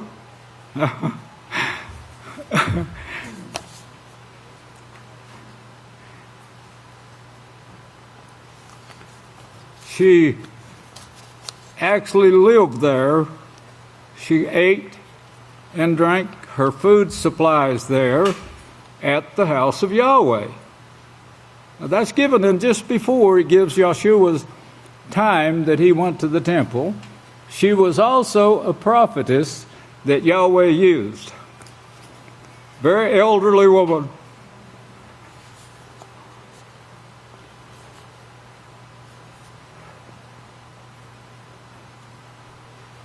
I don't know of any place on earth, it might be some in the Orthodox, I don't know, but I really don't know of any place on earth where people actually live at the house of Yahweh, or live, I don't know of any religious organizations where the people can come there and live and work and eat their meals and so forth.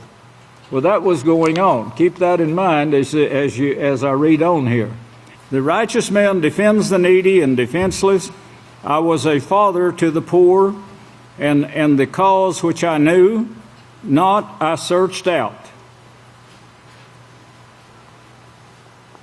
Well, you have to go to the house of Yahweh to get it, but that's what you do, as David just brought out. Divine provisions. Well, that's, of course, righteous provisions are increased in the Mosaic stipulations, such as the 7th year revision of ancestral hereditary lands, cancellations of loans, and special extensions of loans. All of that is under that word that we're the only ones on earth keeping. I don't know of anyone else doing it. They don't do it in Israel. Praise Yahweh. I'm going to leave that, but I got more to bring on this. This week, the newsletter was run. Israel Hawkins says nations have been led to believe. Now they're taught that you must retaliate.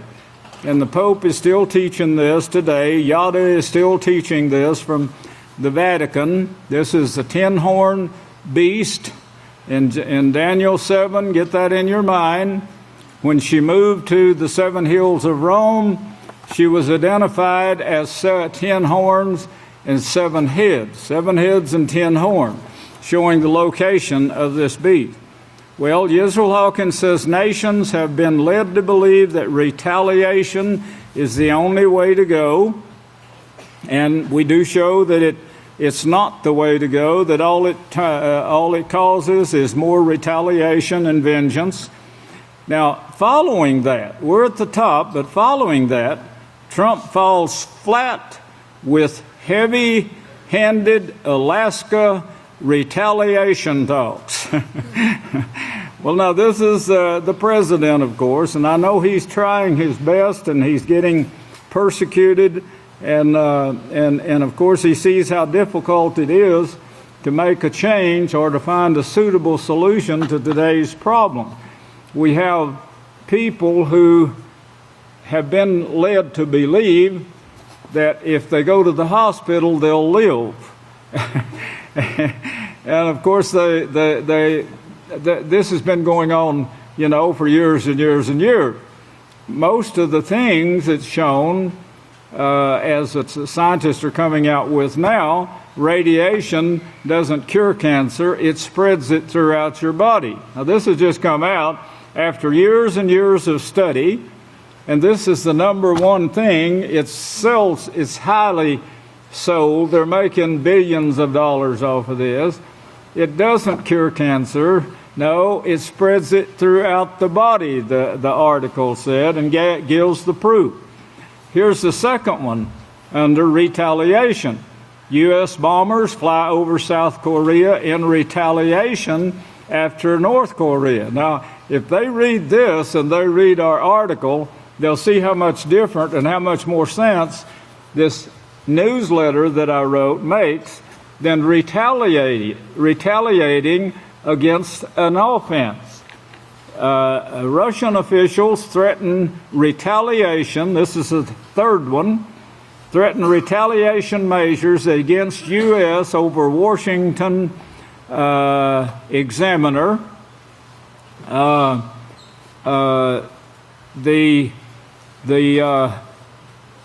Let's see, the next one, they slim majority of Israelis and Palestinians still support two-state solution. There's another article out, and I don't know if I got it or not, but it says that the majority of the Israelis now are fighting for a two-state solution and the rebuilding of the temple. I got to read you this one. In the last decade, studies by EWG and other researchers has firmly established that toxic chemicals, and this needs to go in the front of this cookbook if you want to really get yourself on a healthy food diet, and it's not that easy in today's world. We're striving here. We've got workers studying, not only studying, but cooking and trying to keep the food kosher and healthy here at the house of Yahweh. Praise Yahweh. They're doing an excellent job. We still got a long ways to go. Chemicals can pass. Now get this, the chemicals, they call this chemicals. Well, what is chemicals? What is toxins? Let me give you a great example. There was a mouthwash, Listerine. I don't know what it is now. I haven't checked it for years. But for many years ago, I think maybe 50, 60 years ago, something like that, we found out that they were using urine from horses, from a mare, a female. Now, this was one of the toxins they were putting in Listerine to kill the bugs in your mouth. Now, this is true. I'm not exaggerating, and they may still be using the same thing. I don't know. But this is a great example of what they call natural, too. This is natural. Yeah, go get you a glass of it and rinse your mouth out with it. I don't think anyone uses that here. But this, I want you to know what these toxins are. They're made up. Sometimes they'll use STDs to form a background or to change something where they can have, it'll be deformed, but it'll also do a purpose, fight something they're trying to get a handle on that they don't have a cure or a antibiotic for. They've about run out of antibiotic, that is, new ones. And the germs, they mutate from the acts of mankind. They keep mutating and forming new gods in your body. And of course, these new gods kill off the cells in your body. Well, they're trying to find something to kill the God to keep him from killing your cells.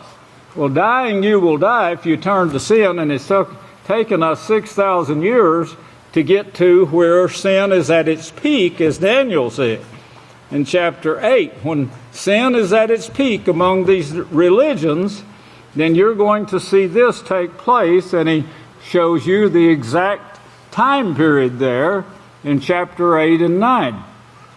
But chemicals can pass from pregnant women to fetuses through the umbilical cord, affecting children's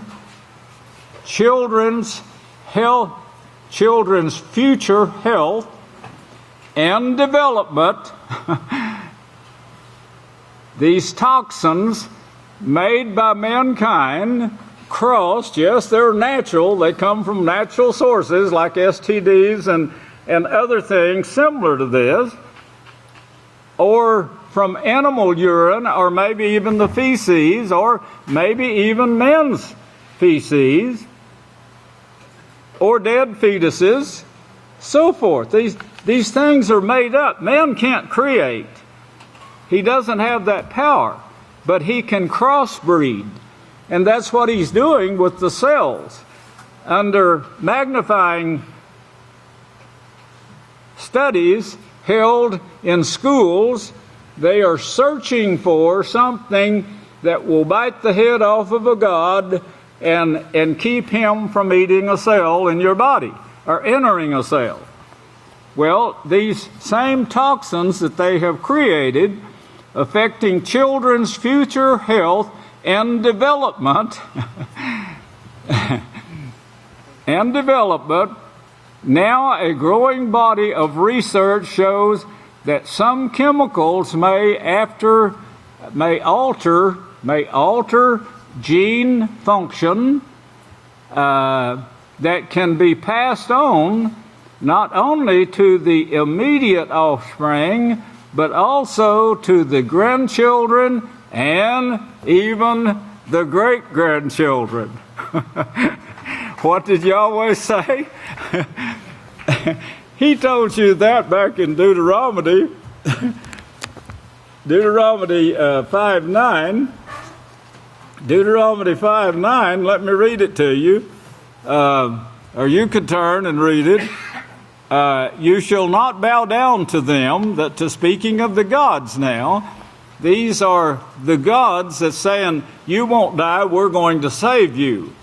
And we'll set our hospitals up for you, and President Trump will pass an insurance bill that will get you all taken care of free of charge. Ha ha. And well, at least they'll pay about 70% of this $1 billion that you owe. Your farm, they'll take it. It won't pay for it, but they'll take it. And whatever your children earns, they'll take that too. That's what they're trying to anyway. You shall not bow down to them, these gods, nor serve them, for I, Yahweh, your Father, am jealous. That word is a falsehood. It means zealous, actually. A zealous Heavenly Father. The word punishing is wrong too. I've got the article here, but I don't want to take time to look it up for you, but maybe I'll read it to you later. But it means direct and care for the children for the sins of their fathers to the third and fourth generation.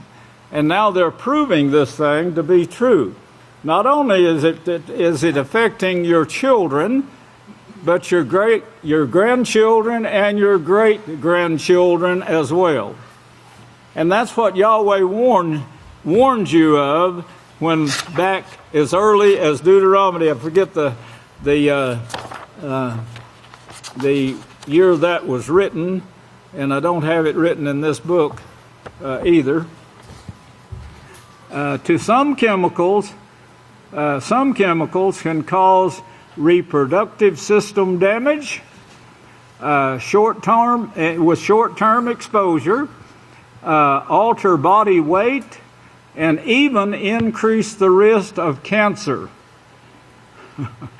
Even increase the risk of cancer in children and great-grandchildren. In the children, increase the risk of cancer. They're trying to find cells now and find ways to kill the cancer. That word, there it is. I hope that's it. The word that they translated punish. I think the King James Version has visiting. It's a moral evil, iniquity, mischief, fault, sin. This word is derived from the root and gives the Hebrew word, which means to be bent or injured, like a bodily injury, your back bent or your legs or so forth. Bowed down, twisted, perverted, to twist, prevent. That's what you get from these so-called chemicals, or eating unclean foods and practicing such things that Yahweh has forbid. It means to cover with wings or obscurity, darkness.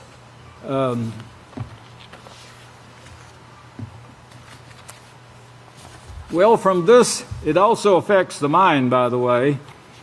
And from this, we get grand jury uses Trump-Russia investigation. You see that going on the news. You saw it just now. We covered it.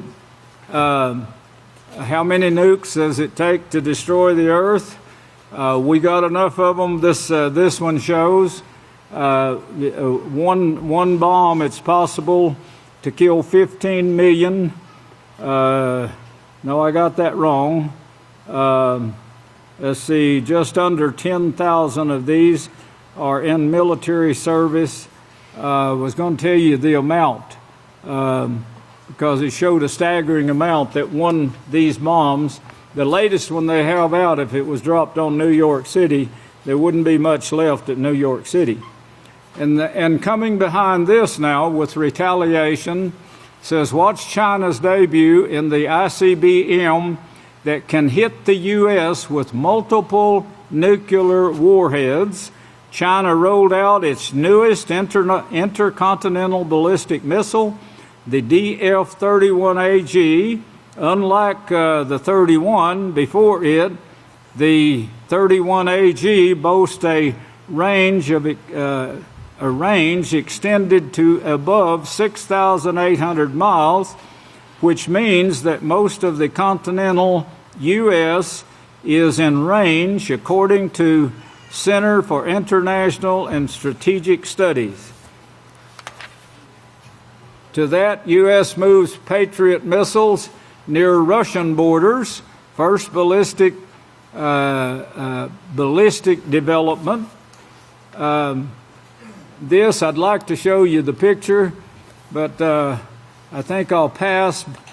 I don't want you to see it, but in Yemen, nobody cares. They couldn't care less, because in today's world, there's no love or concern. You know, brethren, we're the only ones that's fighting this.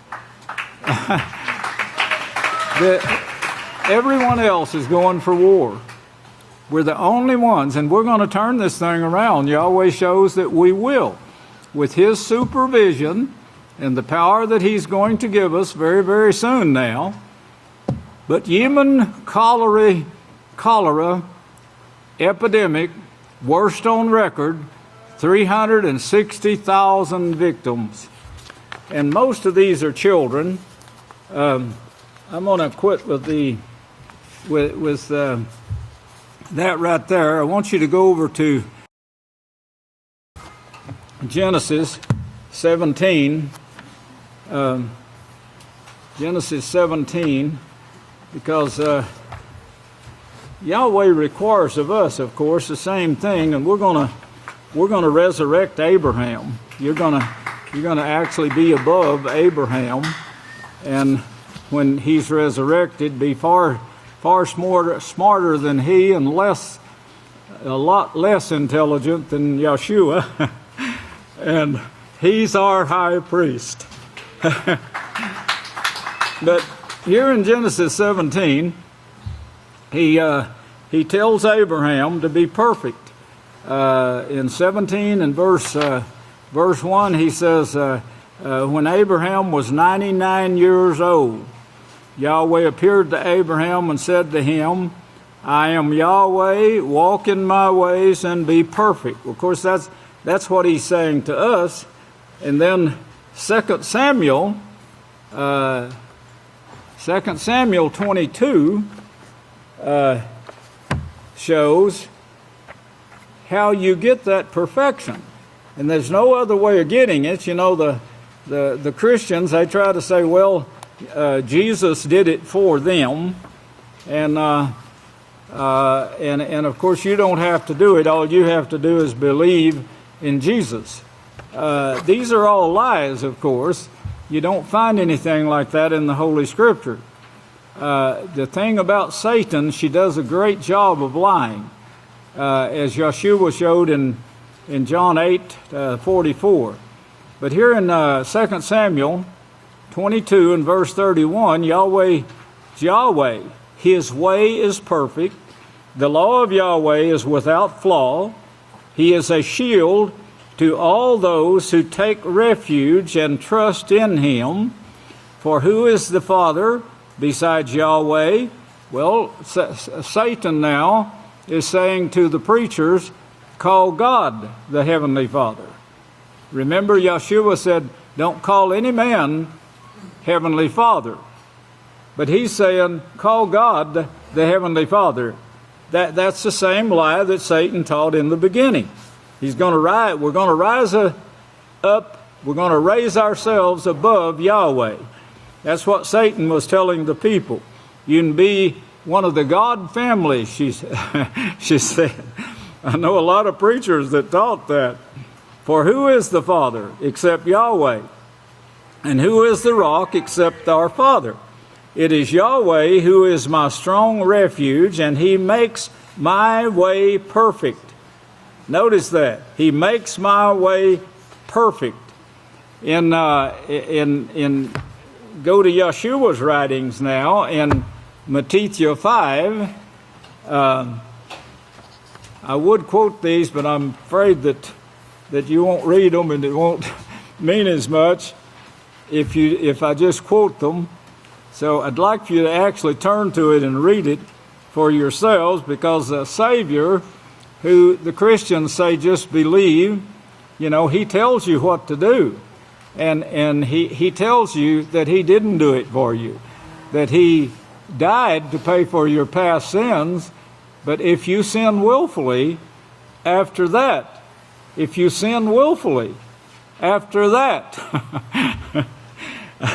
do like the news now, as they got it repeating itself. That's in the 10th chapter of Hebrews, that there waits nothing but this fiery death. You can throw it away. You can throw this away that Yahweh has offered you. Don't forget that. Hold fast, brethren, as you're told. But here in Matthew now, 5 and verse 48, he says, therefore become perfect, just as your Father who is in heaven is perfect. Now, of course, the by practice is the way you do this. And Yeshua said in 6:33, in that same, it's on the same page here, Matthew 6:33, he tells you how to do it. Seek you first the kingdom of Yahweh.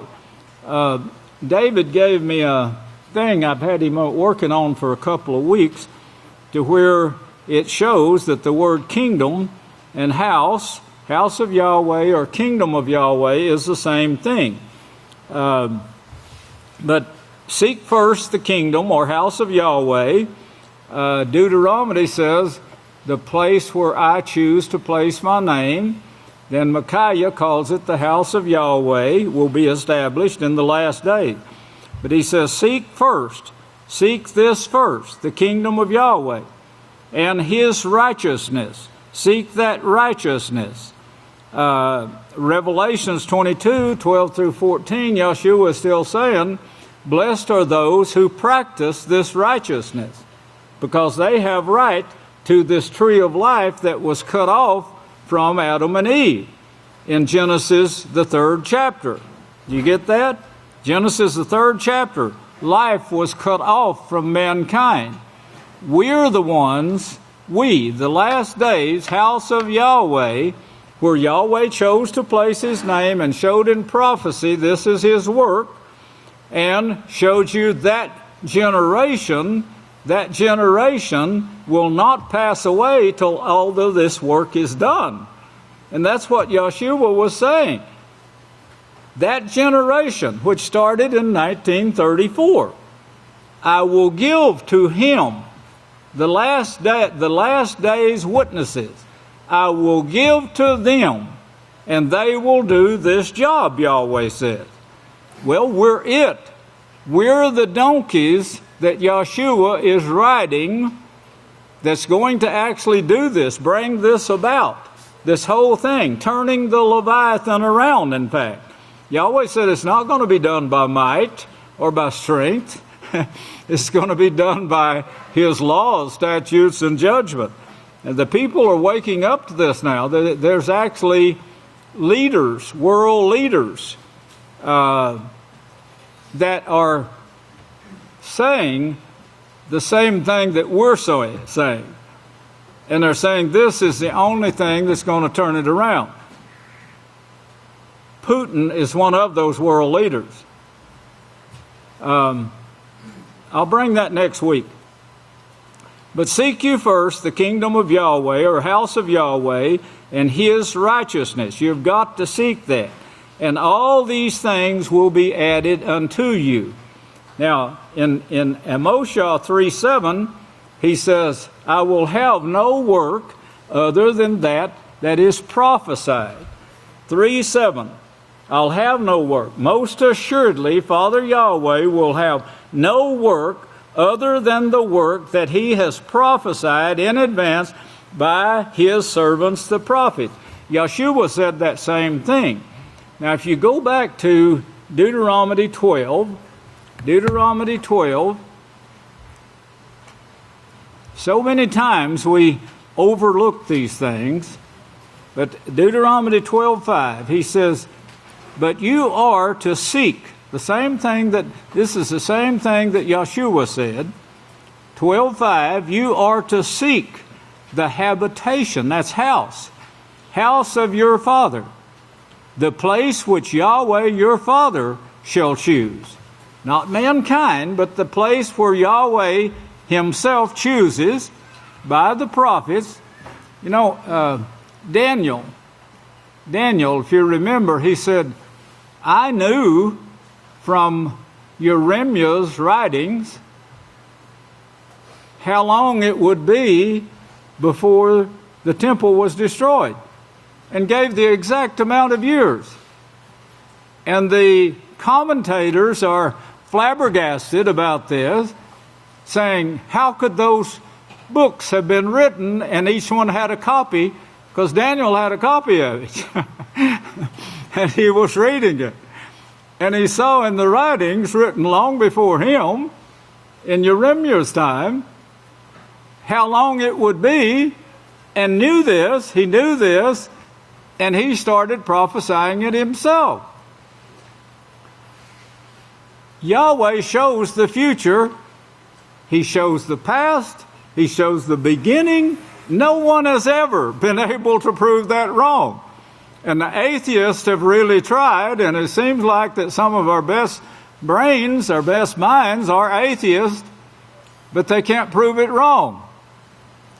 Now that's the best.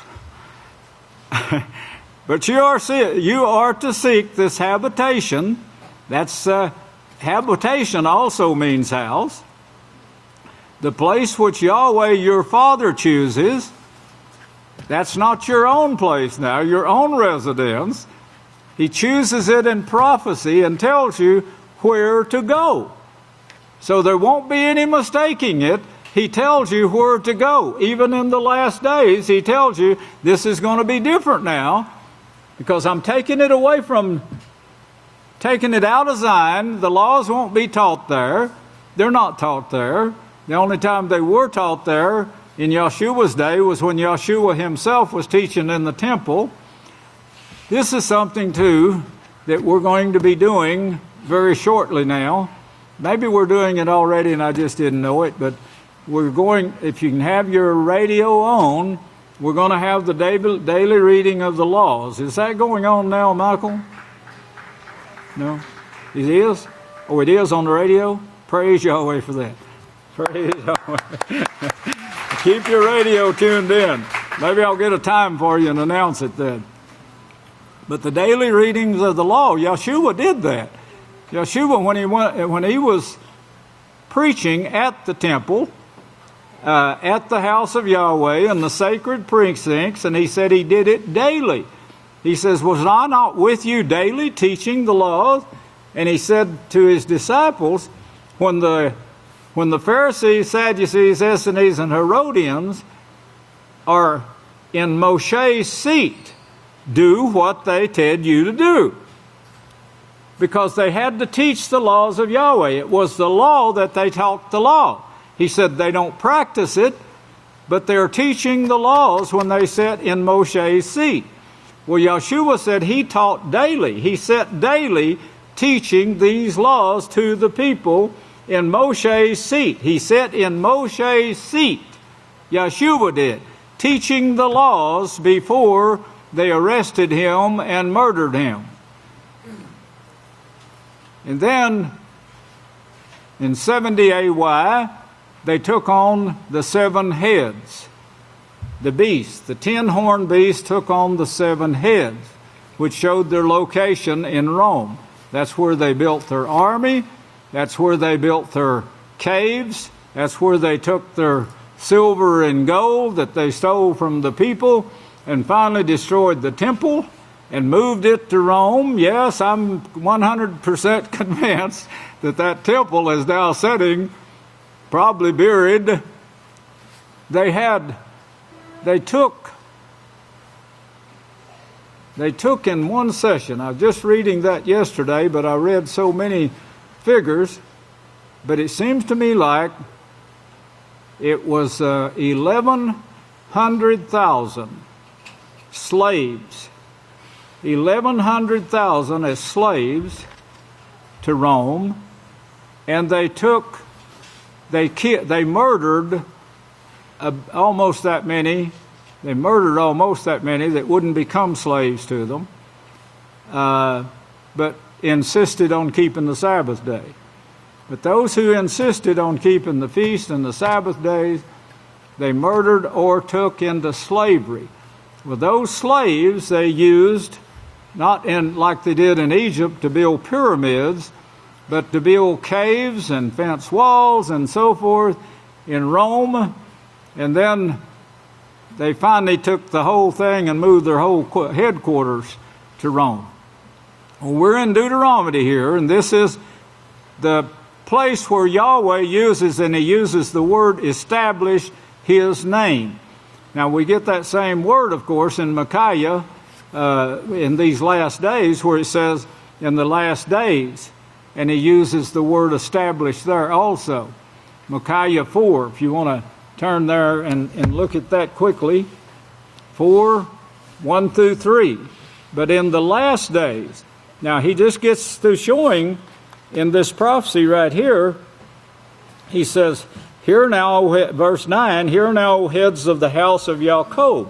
So we know he's speaking of Yada, that's given to us in Genesis 49:10, showing they hold the scepter. They still hold that scepter, although Yeshua has qualified for it, but he's only qualified to use the scepter over the house of Yahweh, because he sits in Moshe's seat. Yeshua does.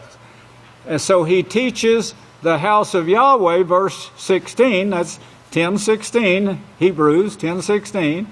He teaches the house of Yahweh love for the laws of Yahweh. Not only love, but joy and rejoicing in those laws. That's the reason you jump up and down and cheer here at the feast. That's what the scripture tells you to do too. But in chapter 3, verse 9, he says, "You, O heads of the house of Jacob, you rulers of the house of Israel," so they were ruling, they are ruling now, "who abhor justice and pervert equity, who build up Zion with blood," yes, war, like Cain, remember, "and Jerusalem with iniquity," that's doing away with the laws.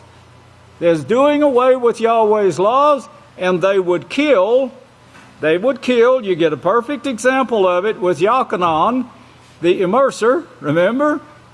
He said, it's not right. He taught a law to the king. He says, it's not right that you should have your brother's wife. Not under any circumstances can you have your brother's wife. You're going to burn in hell if you have your brother's wife. Yochanan got pretty loud and boisterous, and they took him to prison. They arrested him, put him in prison, and on a lustful night of drunkenness, they cut off his head. Now this is the evil that went on, that Yahweh portrays what kind of character these people have. The Christian religion. Dave Evans don't know it yet, but he's learning. He's watching the house of Yahweh. He doesn't know it yet, but Christianity has always been evil. It's never been righteous. They hate righteousness, as you can read right here. They are still holding the scepter in the 7 hills of Rome. By force, they're holding it. Well, the iniquity, it shows you plainly, they did away with the law. That's what the word iniquity means. They did away with it. Today, the Christian preachers, I hope those that say they're real Christians are not doing this, but they're saying don't keep the law. That's iniquity. And because iniquity will abound, Yeshua said, Matthew 24, speaking of this generation, the iniquity will abound. The love will grow cold. That's the reason you see no love in the world today. Here, her heads judge for reward, and her priests teach for pay, and her prophets divine.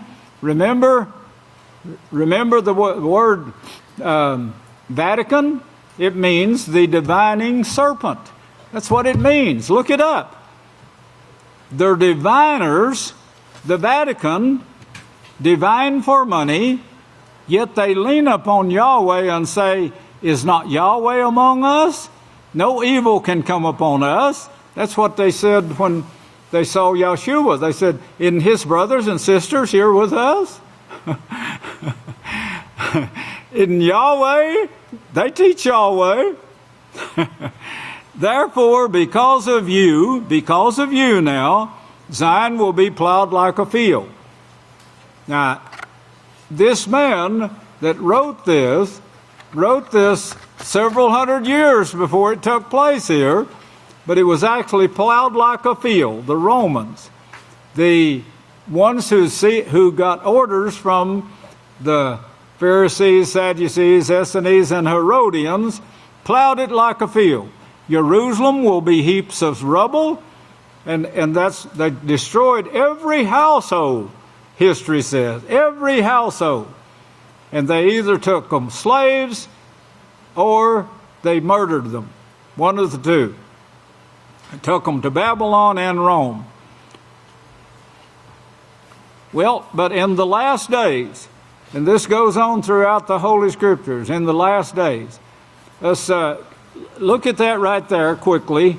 let me read it quickly. But in the last days it will come to pass that the mountain, that's a promotion, the uplifting of the house of Yahweh, will be established in the chief of the nation, and it will be raised above all congregations, and all people will eventually flow to it. Right now, they're saying that all eyes, prophecy says that all eyes of the world now are upon the house of Yahweh. That's what Yahweh said. And many nations will come and say, come and let us go up to the mountain, the uplifting of the house of Yahweh, and to the house or habitation of the Father of Jacob. He will teach us his ways, and we will walk in his paths, because the law will depart. And that's what Yeshua said in Yochanan 1:21. It's going to be taken from you. And in Matthew 21:43, it's going to be taken from you and given to another nation that will bear the fruit of it. Taken to another nation. The ends of the earth, another prophet said. Now turn over quickly to Hebrews, the 10th chapter. Hebrews 10. And here you see Yeshua in the last days. Hebrews 10, if you look back to chapter 1, Hebrews chapter 1 and verse 2. Hebrews 1 verse 2. Has in these last days, Yahweh was speaking to us by the prophets, now has in these last days, he's speaking to us through his Son in the last days, whom he has appointed heir of all things, including the scepter, the righteous scepter that is shown in verse 8. That's his inheritance, the righteous scepter. Not the scepter of, not evil. It's not a scepter of evil, but the Catholic Church is using it as a scepter of evil. Now back to Hebrews 10 and verse 21. Here the high priest, in the last days, he's high priest, and having a high priest over the house of Yahweh, I will establish my house in the last days, and having a high priest over the house of Yahweh, look at verse 16. Verse 16, this is the covenant that I will renew with them in the last days. After those days, says Yahweh, I will put my laws into their hearts, and in their mind will I write them. Of course, you can see the difference now in the laws of Yahweh and the laws of these nations. They don't even know how many laws they got, but they pass laws to take advantage. Whereas Yahweh's laws is passed as love and concern, deep concern for the whole universe. Did you know that all the planets in the universe, except one, that's Earth, they don't know where it got its name. They've never read the first book in their Bible. You know, Barack Obama says you really need to read your Bible. Well, Yahweh is the only one that can tell them. And he won't tell them unless they go to his house. But all planets except Earth is named after goddess. Yeah, everyone we know is named after goddess, except Earth. And we don't know where this Earth came from, or where the name Earth, where the word Earth came from. We just can't figure it out. Well, it might come from them people that came over the mountain, or maybe that one that sucked a wolf. Wow, that'd be almost as bad as drinking urine from a horse, wouldn't it? Well, they're all doing the same thing, all following the same pattern. The verse 10 now. Now look at this. Go to the place, remember, go to the place where Yahweh chooses to place his name. Remember that. You just read it. Seek that first. Seek it first, Yeshua said. Go to it. Look at verse 24. And let us consider one another. That's what we do here. We don't care how rich or poor you are. I'll treat you with the same respect. I'll get down and spit sign your shoes if it'll help you. I'll do anything I can to help you. And let us consider one another how we should urge one another on to love and righteous work. The righteous work. This is the only righteous work on earth, brethren. This is it. When the seventh Malach speaks, there, praise Yahweh. When the seventh Malach speaks, it's going to be all these secrets are being revealed, given from Genesis to Revelations. That's our job, and we're taking it to the world right now. Not forsaking the gathering of yourselves together, as the manner of some is, but but exhorting one another, and so much the more as you see that day approaching. Well, it's almost here now. We're in this generation. That generation, verse 34, is not going to pass away until all of this is finished. That's what Yeshua told you. The balm is here. Surely you can't doubt the rest of it. The balm that can darken the sun, burn the earth in 1 hour, it's here. And his house is here in the last days, just as he said. In this nation, established by a person who's lost his inheritance, raised very poor. Well, Yahweh didn't need that inheritance, but he shows that I lost it. Oh boy, how beautiful these things are. The details that he gives us, that we are his people, brethren. But if we sin willfully, now notice he said, not forsaking the gathering of yourselves together. This is not just gathering together, in visitation. This is, I might say too, gathering together in visitation. If you were gathering with a priest that would upbuild your house, upbuild the house of Yahweh, if you were gathering in a meeting that's announced and organized, you would get uplifting from it. And I'd encourage you to get in those meetings. You'd get uplifting. When it's other places, we've had to go and talk to the people that even get in fights. Now, we deal with everyone here. We deal with everyone. Whoever Yahweh sends us, we deal with them. But if you pick and choose and bad words are said against the work, and Yeshua said, if you offend one of these little ones, and this often comes with one word against the work. And pretty soon, that boy or that girl is wondering, why am I here? And they forget everything else, and they think of this one dirty word that you were teaching against somebody in the house of Yahweh. Somebody that maybe you weren't offended, but you took that same word and taught it to somebody else, and they were offended, or you let unbelievers come into your house and they spread the word. Why are y'all here? Well, they can't see why we're here. They don't understand the plan of Yahweh that we're upholding and living, and we're going to bring it to pass. They don't understand this. But they say, you should go with us. We're going to Six Flags when we leave here.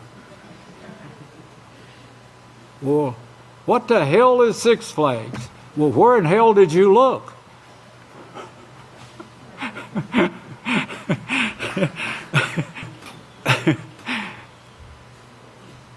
What's there?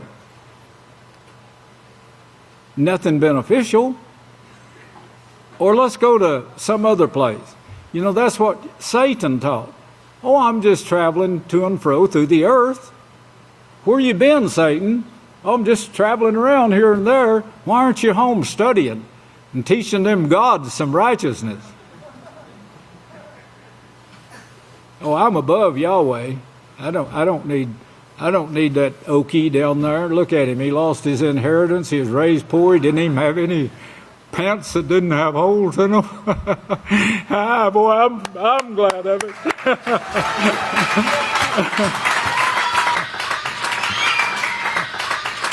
So this is a gathering. This gathering he's talking about is not visitation. It's one that breaks the law. Notice it's sin. You see that? For if we sin willfully, he's talking about the holy Sabbath. He's talking about the feast days. Don't neglect the gathering of yourselves together, as the sum is. Because if you sin willfully, that's it. That's it. There's no more sacrifice for it. Keep that in mind the next time Satan tries to pull you off. Look at turn back to chapter 4. Chapter 4. There's real stress put on this. Yeshua taught the law according to commandment. Yeshua. Now, you can't tell me that the Christians don't know this, that Yeshua was teaching the law, because some people put the word Jesus there in the King James Version. They put it there. Others put Joshua. But others put Jesus, knowing that's the Savior's name, that Yeshua is the Savior's name, and they spell it Joshua. That's the Amplified Bible.